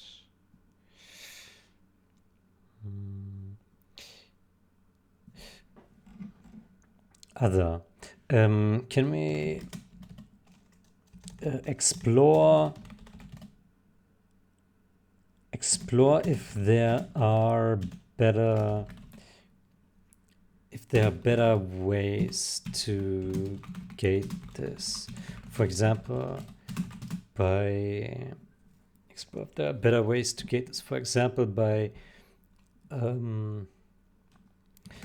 considering a real cinematic trigger, a real logic bound cinematic trigger. Yeah, so I would imagine, like, if we can say from logic that here the cinematic starts and here the ends, then we could use that span to scale the movements with, right? Yeah, it would still cause, it would probably still cause some issues here and there, but they would probably be very tiny. Yeah. So basically, whenever something moves around and it's not yet part of a cinematic, yeah, by considering a real logic bound cinematic trigger. Let's do that. What is this? The branch only changes generals MD. Generals MD only.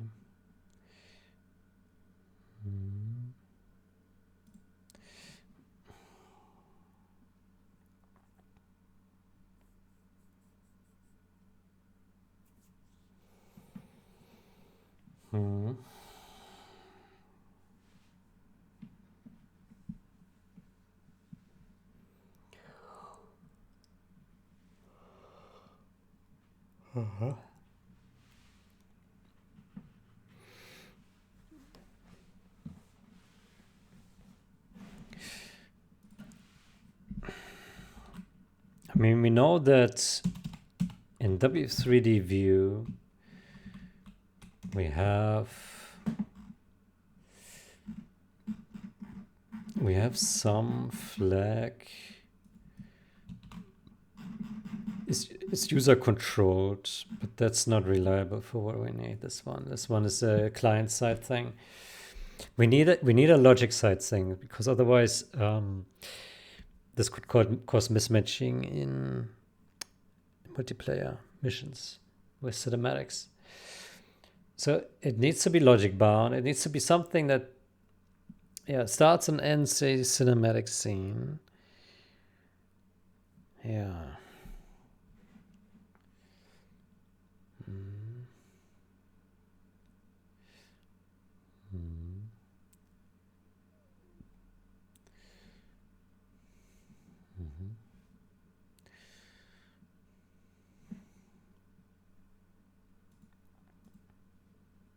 No logic size cinematic marker exists. Oh boy. Oh, that's not good.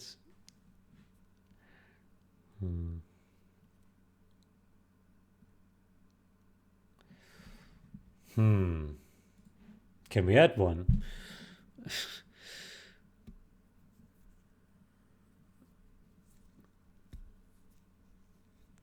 Can we add one?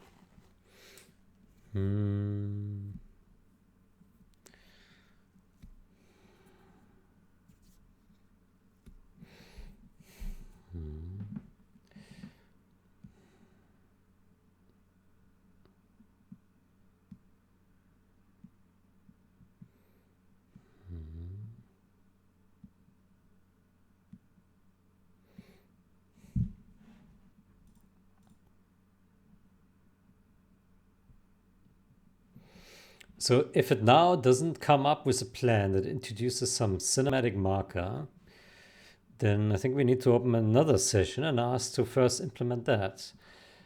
Yeah. So let's see what it says. Blah, blah, blah. Transient handoff, not a movement attribute. False positives. Skirmish AI player.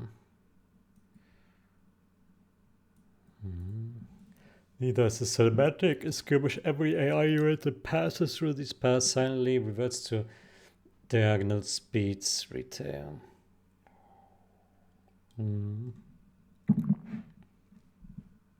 Sticky with no expiry.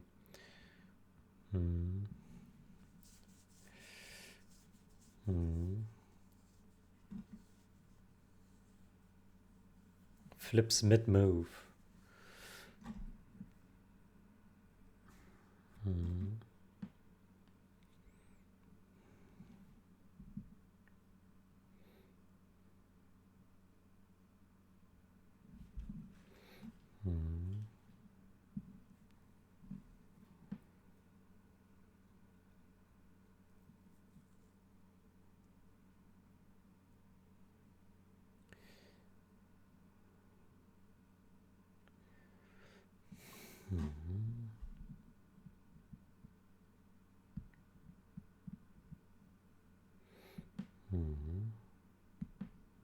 Costs.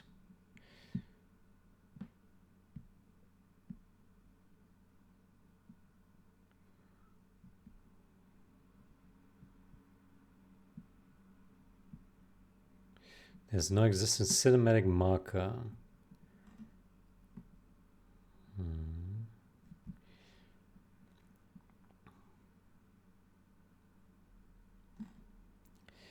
The nearest real logic bound trigger is script action execution itself.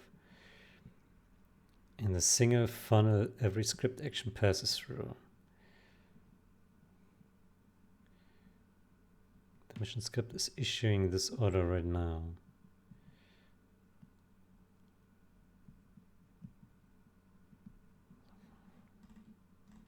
Recommended approach. Expose the script action window. Add int im script action depths. Default 0 and bool is executing script action. Increment decrement it with a latch around the body of execute actions. Reuse the existing latch restore helper. Do not X for it. It is always 0 at a frame boundary, so it needs no save state.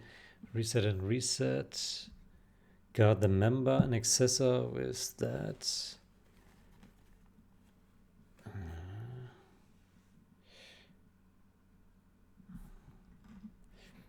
Latch a durable per object flag.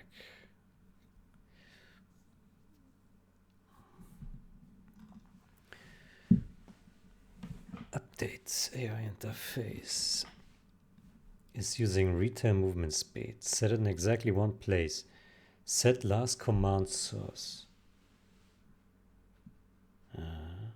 Is executing script action. Deliberately leave alone. It exists to shuffle the command source without a new order. So not touching it is what removes the mid-move flip. Initialize to false if the constructor next to that.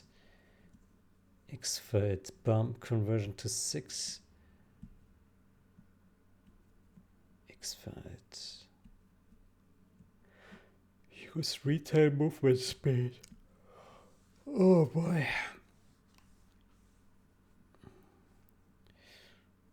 Mm-hmm.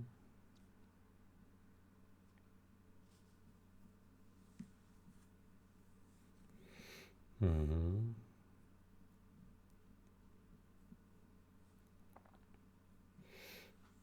Mm-hmm. Mm-hmm.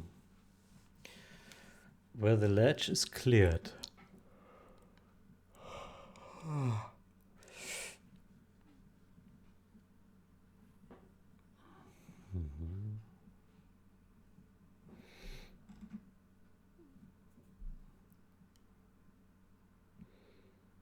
Press the file locker.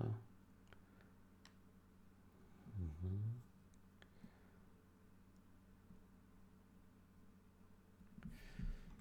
Okay, it sounds promising, but I'm also not so sure. Mm.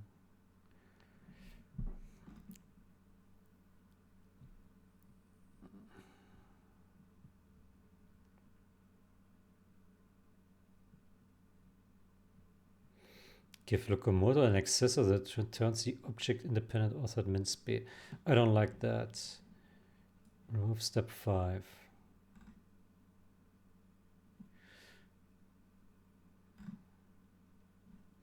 Any per object gate leaves two conventions coexisting. A scripted convoy moves at retail speed, whilst AI-driven escort moves at the fixed speed. A scripted convoy moves at retail speed. Oh.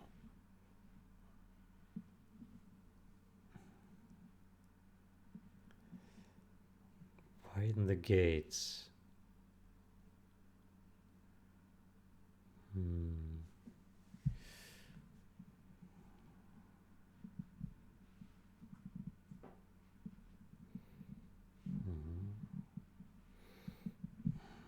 Yeah.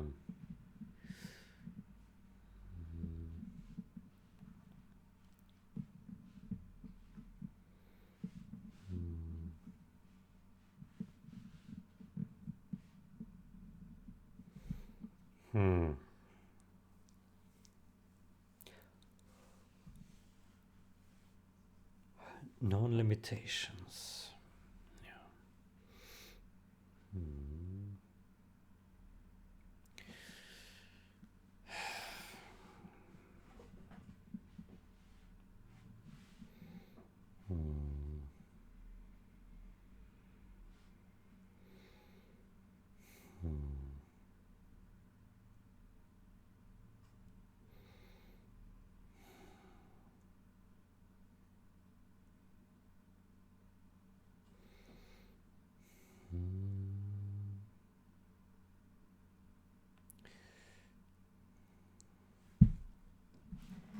Okay, so the first I would like to say is remove step 5. Next,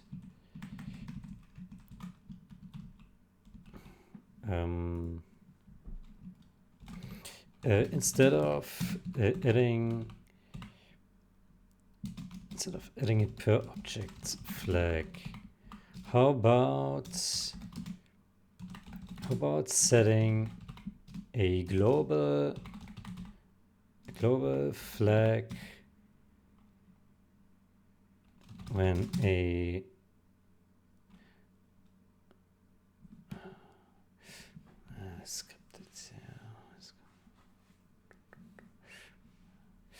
how about setting a global flag when a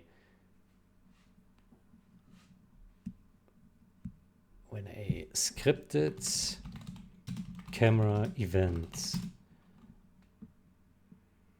starts and unsetting it when it ends.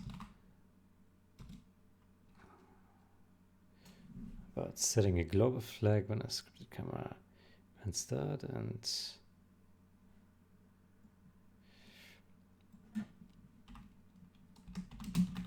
then apply that to all to all objects during the lifetime of the scripted camera events.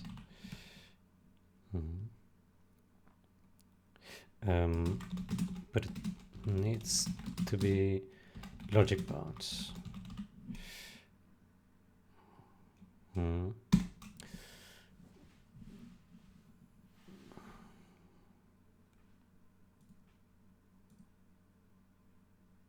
Mulling.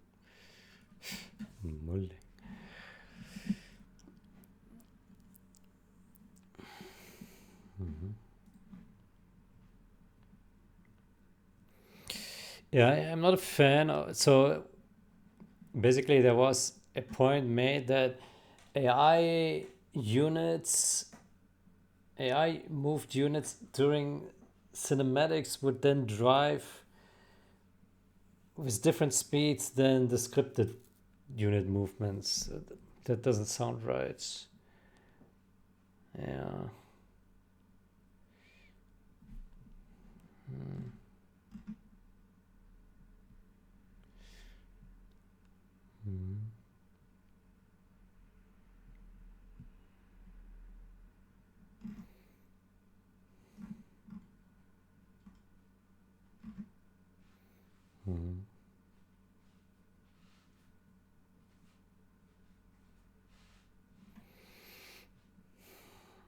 Logic side cinematic mode driven would need new X-File logic state mirroring client only actions, and designers routinely run scripted actions without letterbox.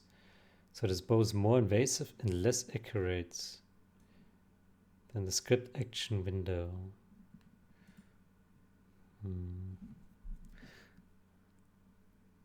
Logic side cinematic mode driven by letterbox. Disable input. Yeah, you can't rely on letterbox. You can't rely on disable input. Well, maybe you can. Yeah.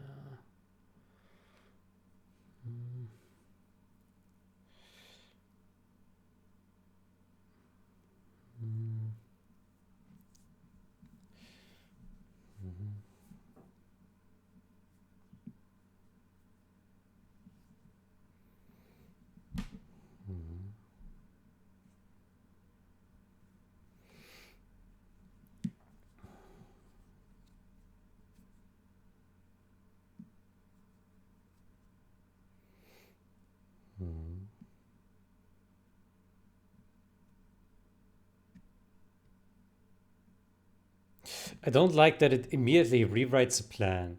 It should just, like, first we should just discuss without having it to rewrite this all the time.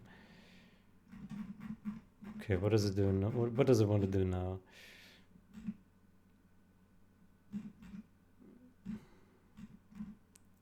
What can serve as a logic bound cinematic trigger? Letterbox. Disable inputs. Tactical view is camera movement finished. Client state. Determinism smell. Is time frozen? What is logic bound? Move camera.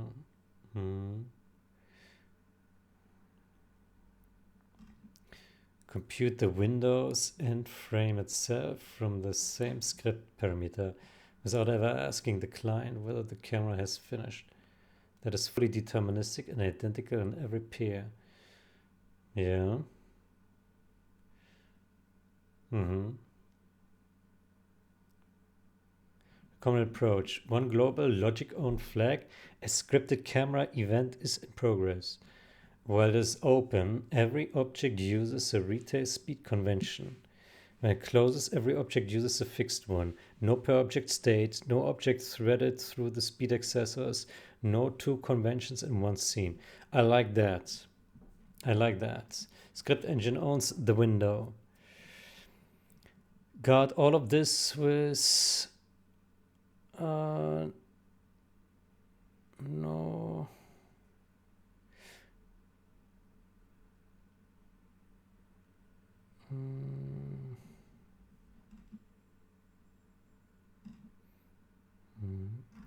Let me clarify. The changes made to script engine do not need should not be in should not be behind that.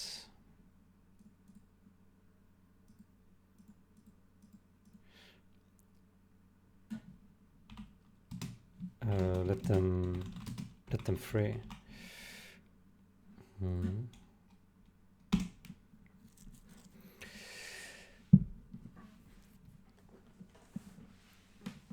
Okay, so got all of this with blah. That's wrong. Next to the other timers. Okay. Okay, I like that. Okay, blah, blah, yeah, go ahead. Camera option, open window. Actions, open the window. Script actions. In each of the 8 timed actions in the table above, call scripted camera movement, yeah, before forwarding to the technical view. Never client state, yeah. Deliberately excluded with the reasoning recorded in a comment next to the feature macro. One shared predicate, no object parameter. And a single accessor consulted by both consumers. Because the answer is global, it takes no argument. Use retail movement speed.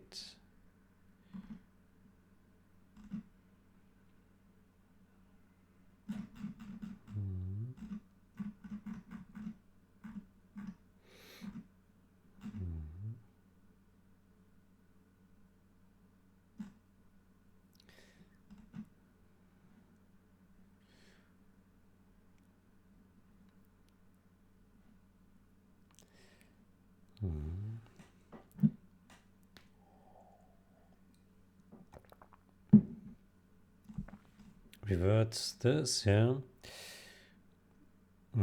Okay, I like that. Fix the preprocessor nesting. Fix is compiled in. Okay. Optional hardening. A camera pan scripted into skirmish or multiplayer map would otherwise put the whole match on retail speeds for its duration. A camera pan scripted into a skirmish or multiplayer map would otherwise put the whole match on retail speeds for its duration. Consider ending the gate with is in single player game, which is logic bound and constant for the session. So competitive play can never enter this window. Recommended unless there is a known campaign case. Yeah.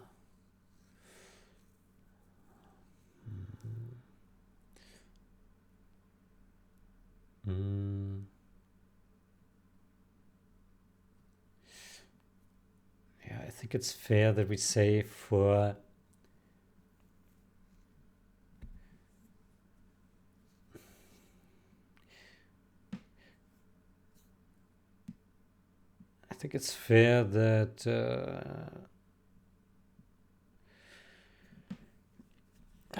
for single player, so certainly we need it for single player because of the cinematics. For multiplayer,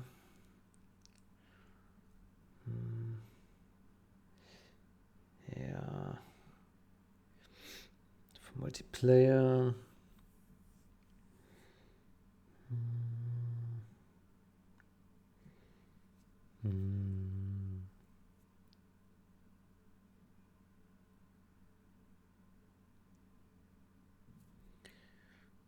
full match on retail speeds.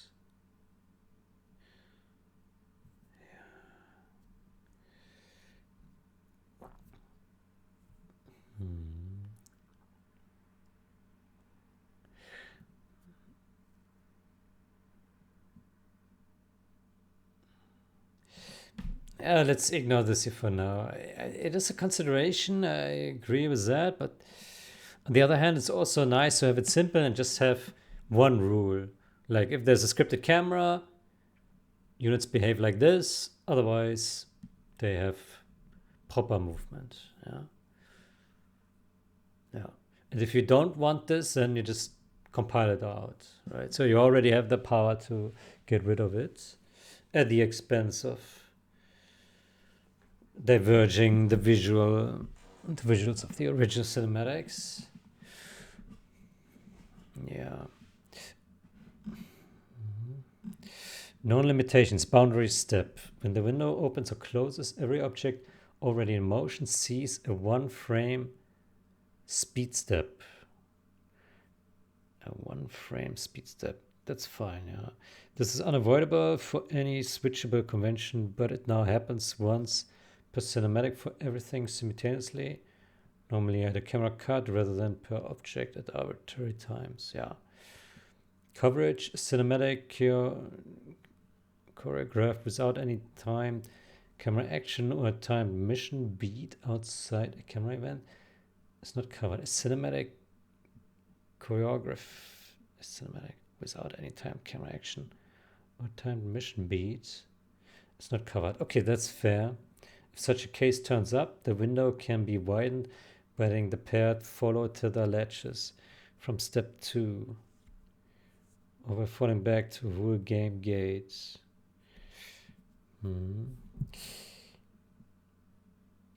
Latches from step 2.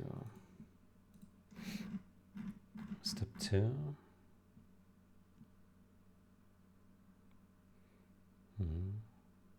No, I think with binding it to the camera, I think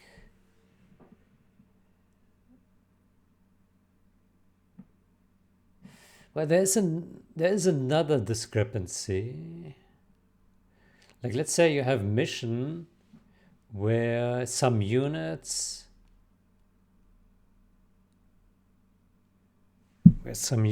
are moving, like someone moves a unit with scripts from A to B, and then there's like a scripted event when it reaches its destination. So with changed movement speeds, that duration is changed now, right? Because the movement will be different.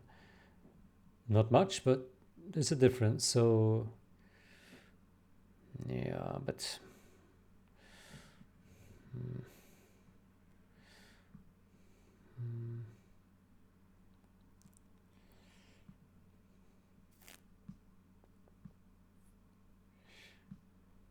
so it is an option.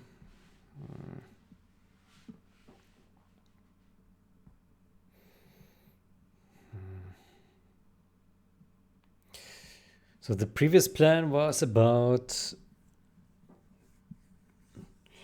doing it per object, and if it's a scripted action, then yeah, but then it's also weird if some scripted units move with the wrong speeds around, right?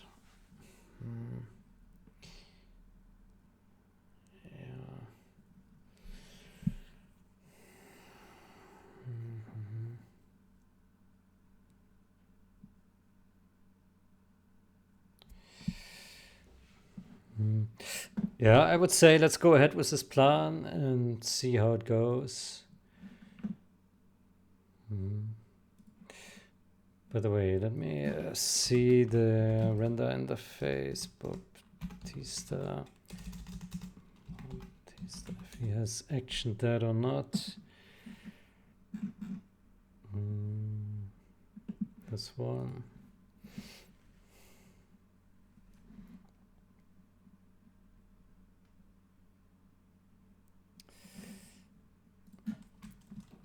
Any comment on this?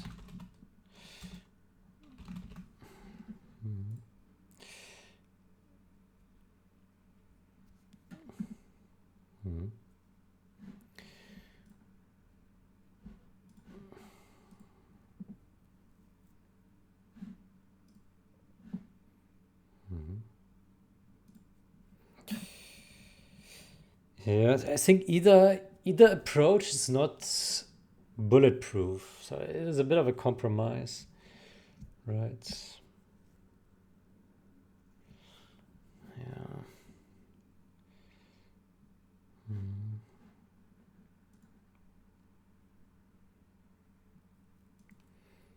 Mm.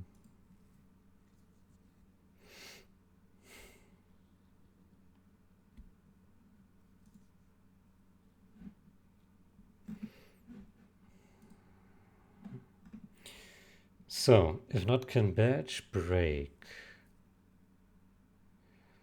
If not can batch, break. Hmm.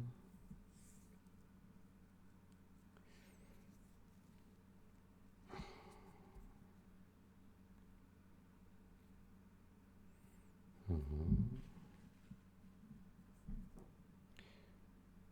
Not can batch.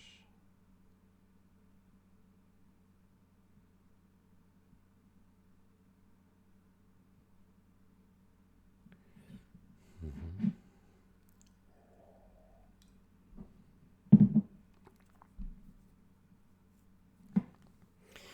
If not can batch, break. Mm.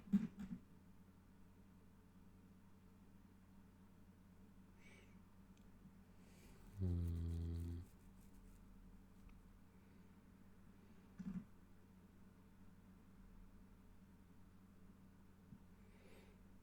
Mm-hmm.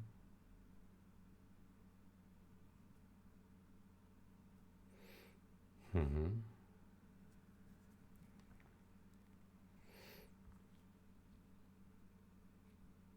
Mm-hmm.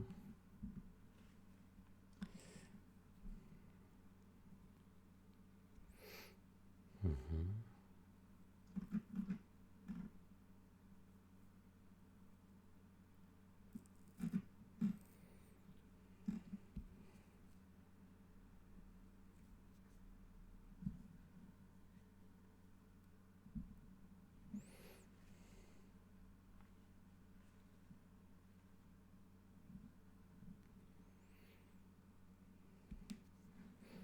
This prevents particles being dropped.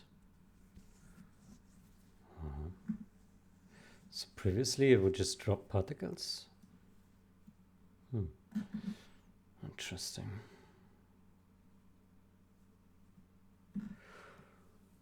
Uh-huh.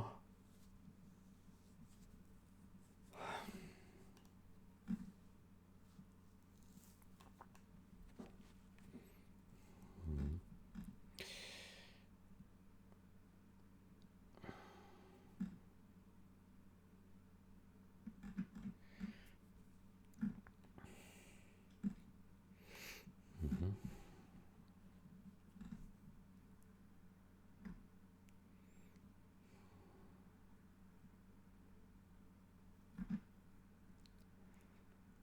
Mm-hmm.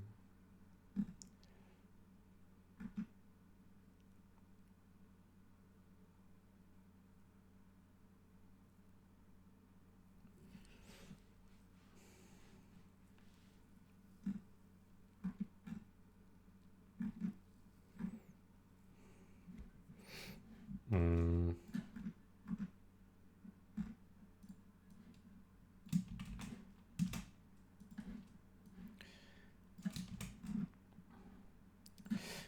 Two comments disappeared here.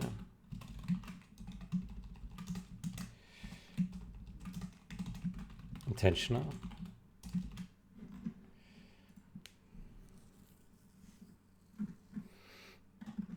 Mm-hmm.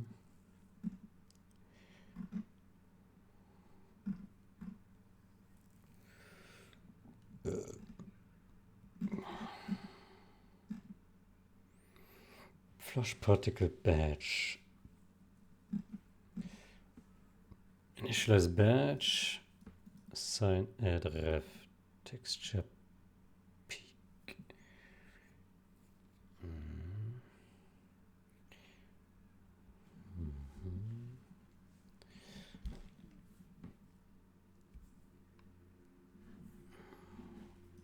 go to texture class.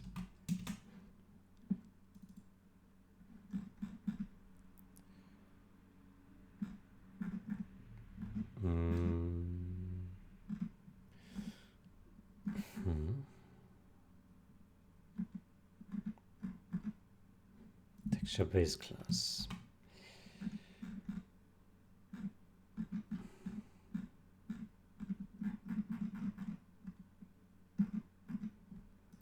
Refcon class.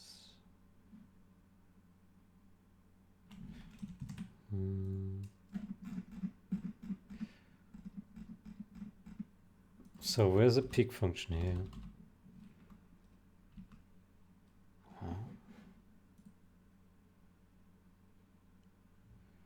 Texture peak, how does that work? Texture class dot peak doesn't exist. Where's that magic coming from? Ah, hold on. It's from this pointer. Okay. I see.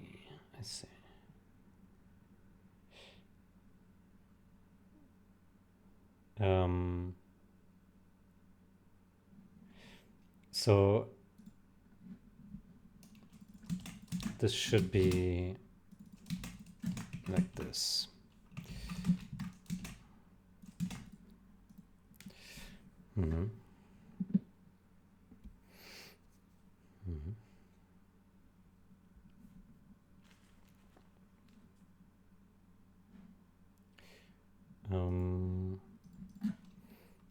Texture can be const ref.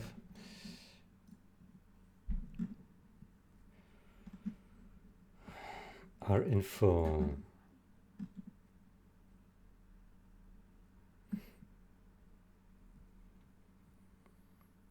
Set texture.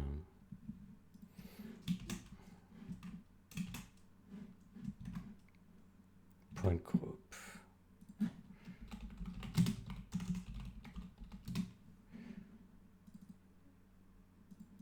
Okay.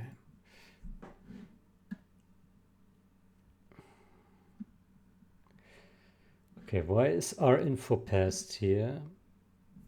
Where's that used?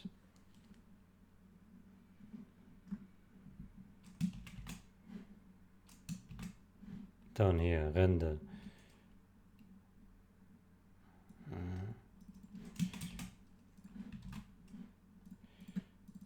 Render.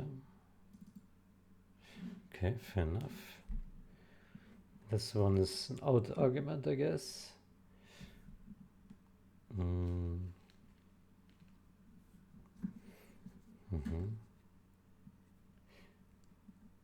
count.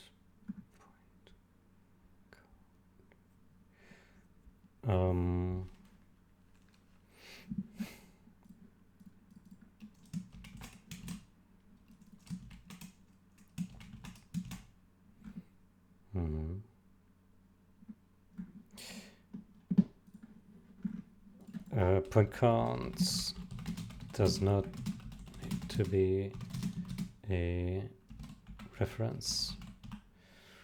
Just set it to 0 outside.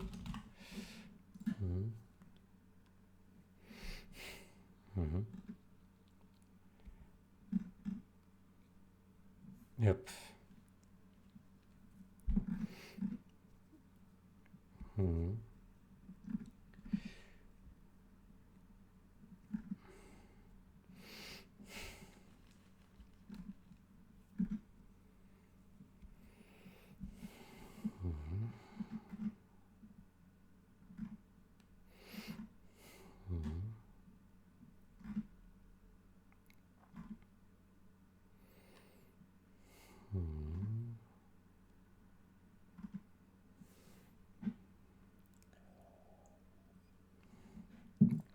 So how does this look here?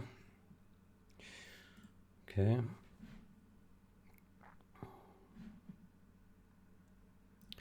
Just do auto.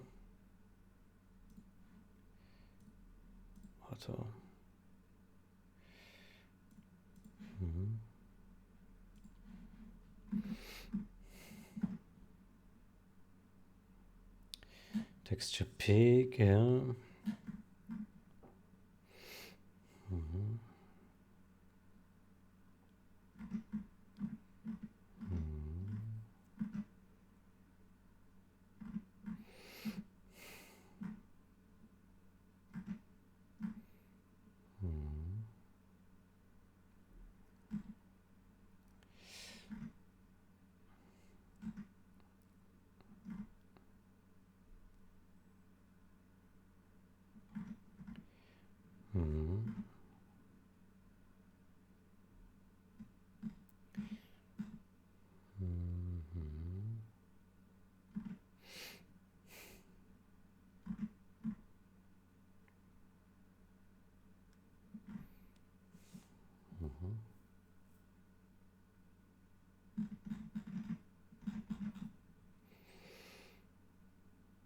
Assign no href, get texture.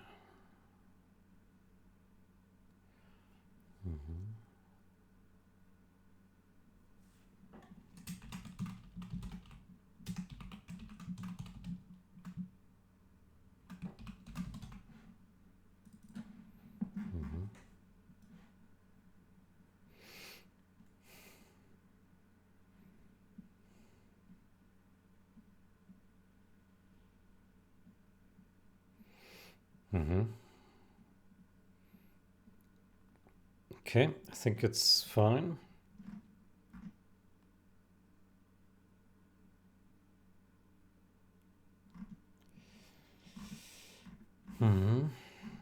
So I don't fully understand the batching here, but I also don't see anything super wrong. I like the simplification with the culling here, that's nice. Yeah, so initialize batch.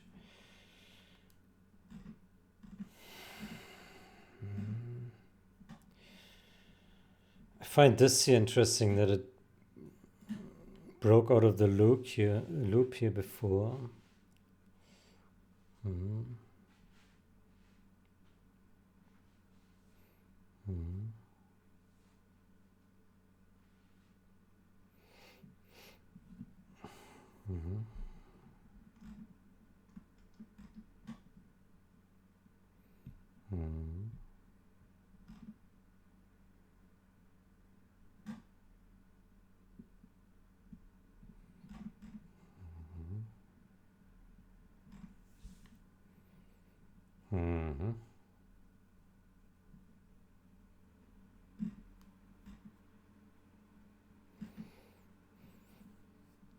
Let me do a div without the white space. Maybe then it's a bit easier to look at things. Yeah.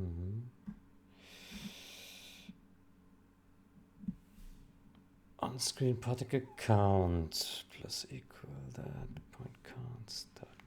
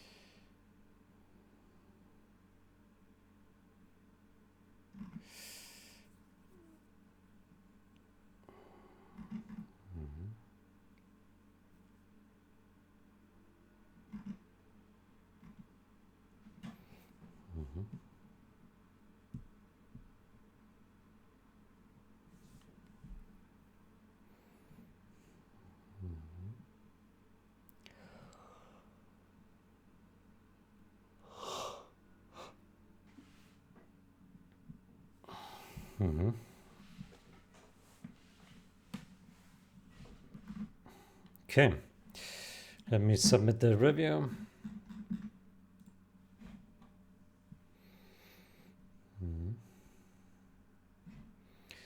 So what does this do? It's still mulling. Okay. Good.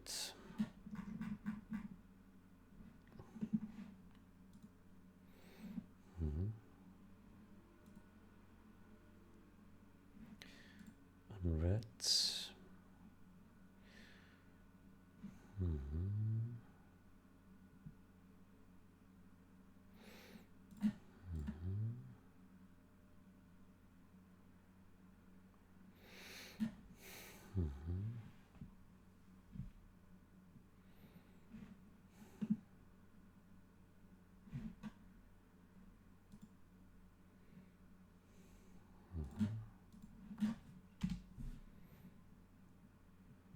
Just default camera height.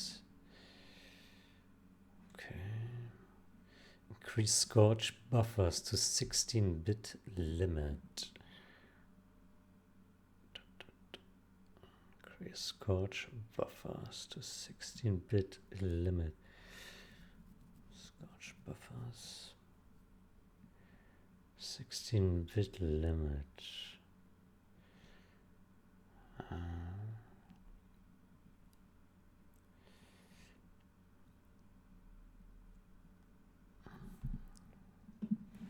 Let's take a look at that. Oof. Upgrades the maximum number of scorches on screen. This is done by bumping the index vertex buffer capacity to the 16-bit limit. Since the index buffer is a bottleneck, the vertex buffer was resized to the nearest power of 2 that can safely hold all needed vertices. Additionally, a fix was added to make scorch writes atomic by determining the number of vertices indices it requires beforehand. Otherwise, we could see scorches being partially rendered. But this problem only appeared after increasing the buffer capacity.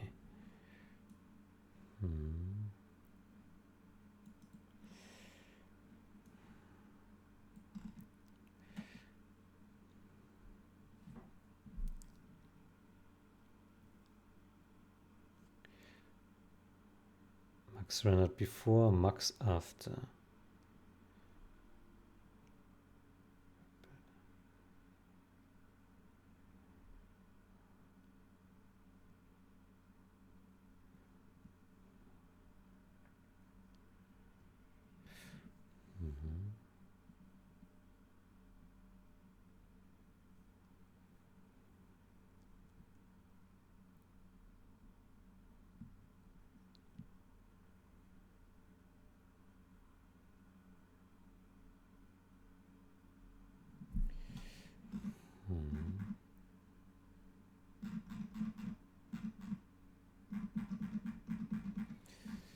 Okay, it's not a big change.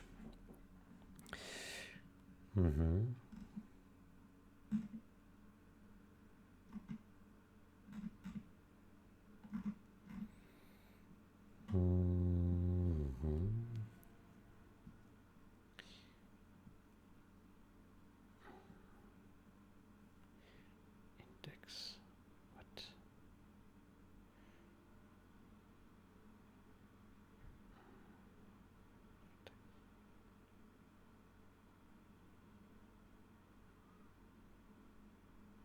Hey.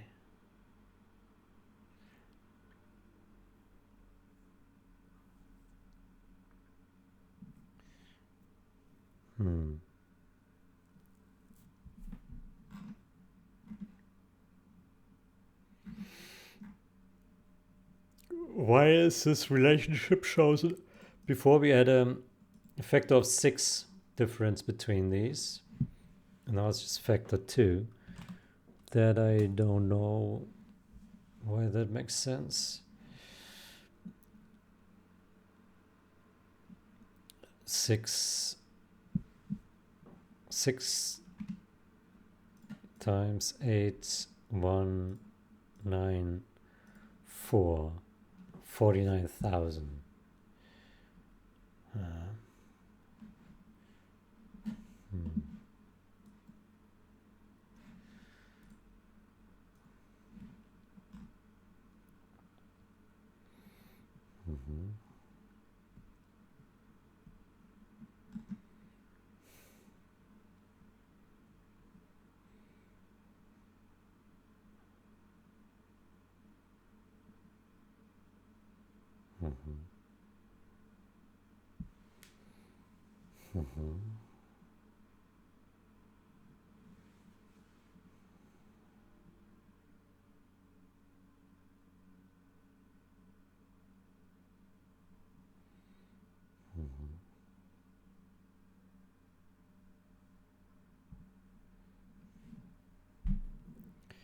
Max ran out before.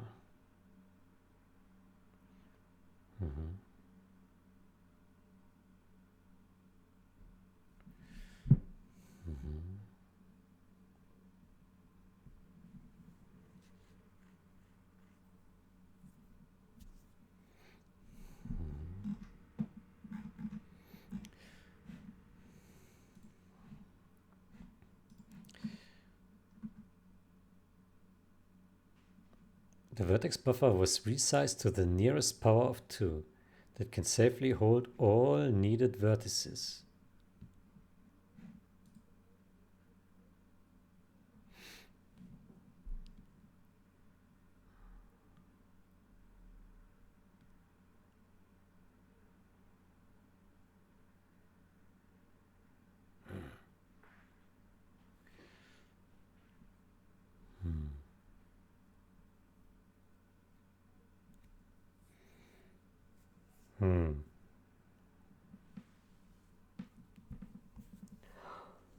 Oh.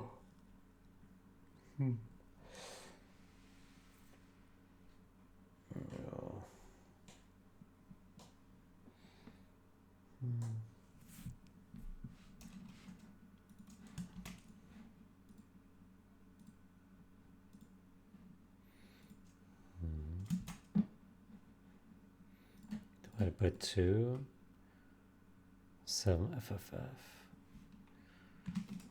What happens if we shift it by 1? Same.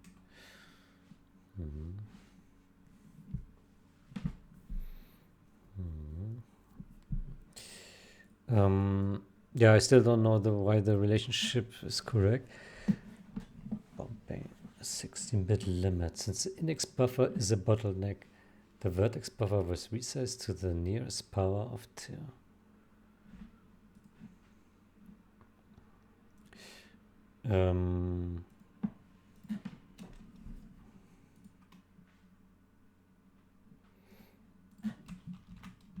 Can you explain why the ratio is 2 to 1? Vertex is 3 indices, right? 1 vertex.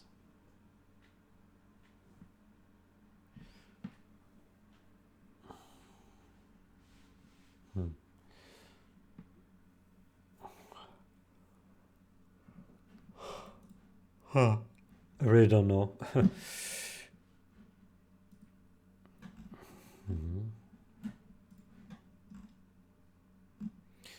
Vertex count.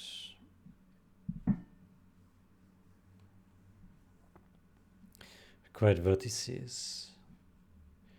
Required indices 6 times.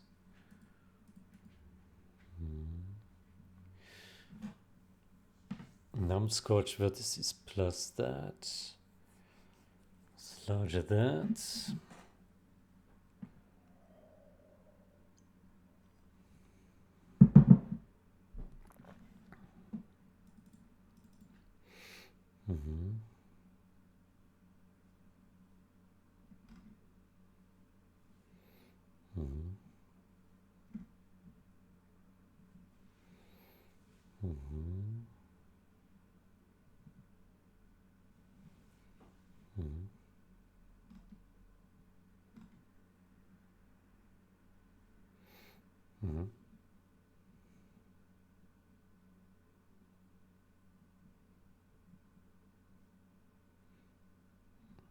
I agree with this. It's a good optimization here.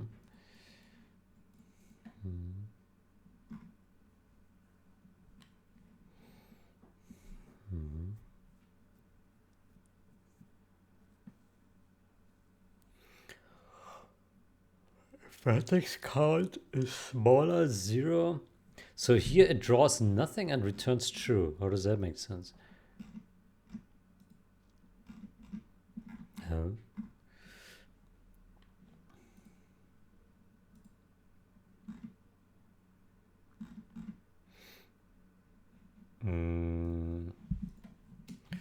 Why is a 0 scorch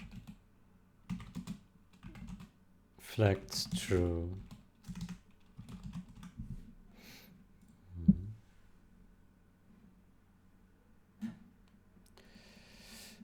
Essentially, it didn't draw anything.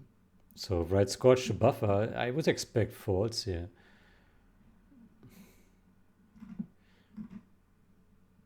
Right. Vertex count.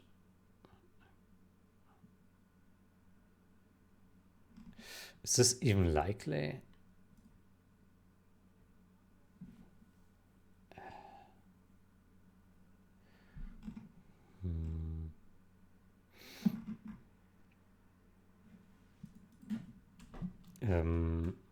Under what conditions does this hit? Maybe it should be an assert instead.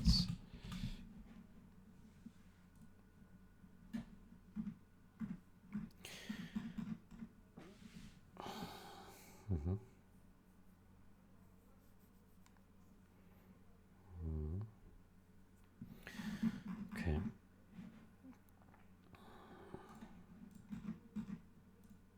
Okay. That will be my review. Okay, so it did apply changes here. That's great. Oof, touched a lot of things.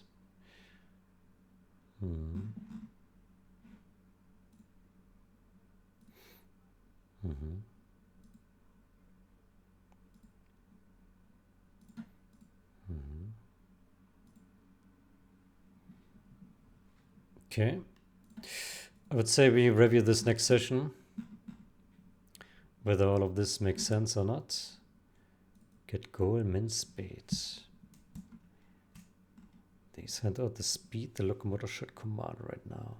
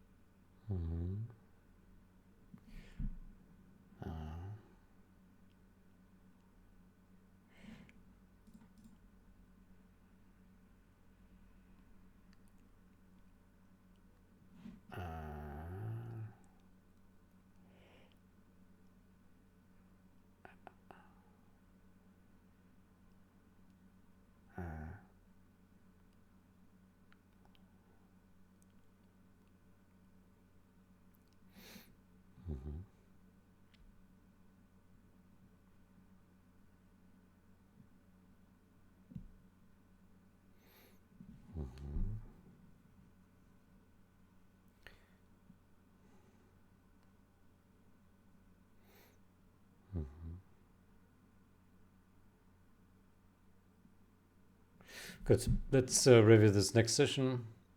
Let's see if it compiles. At least that.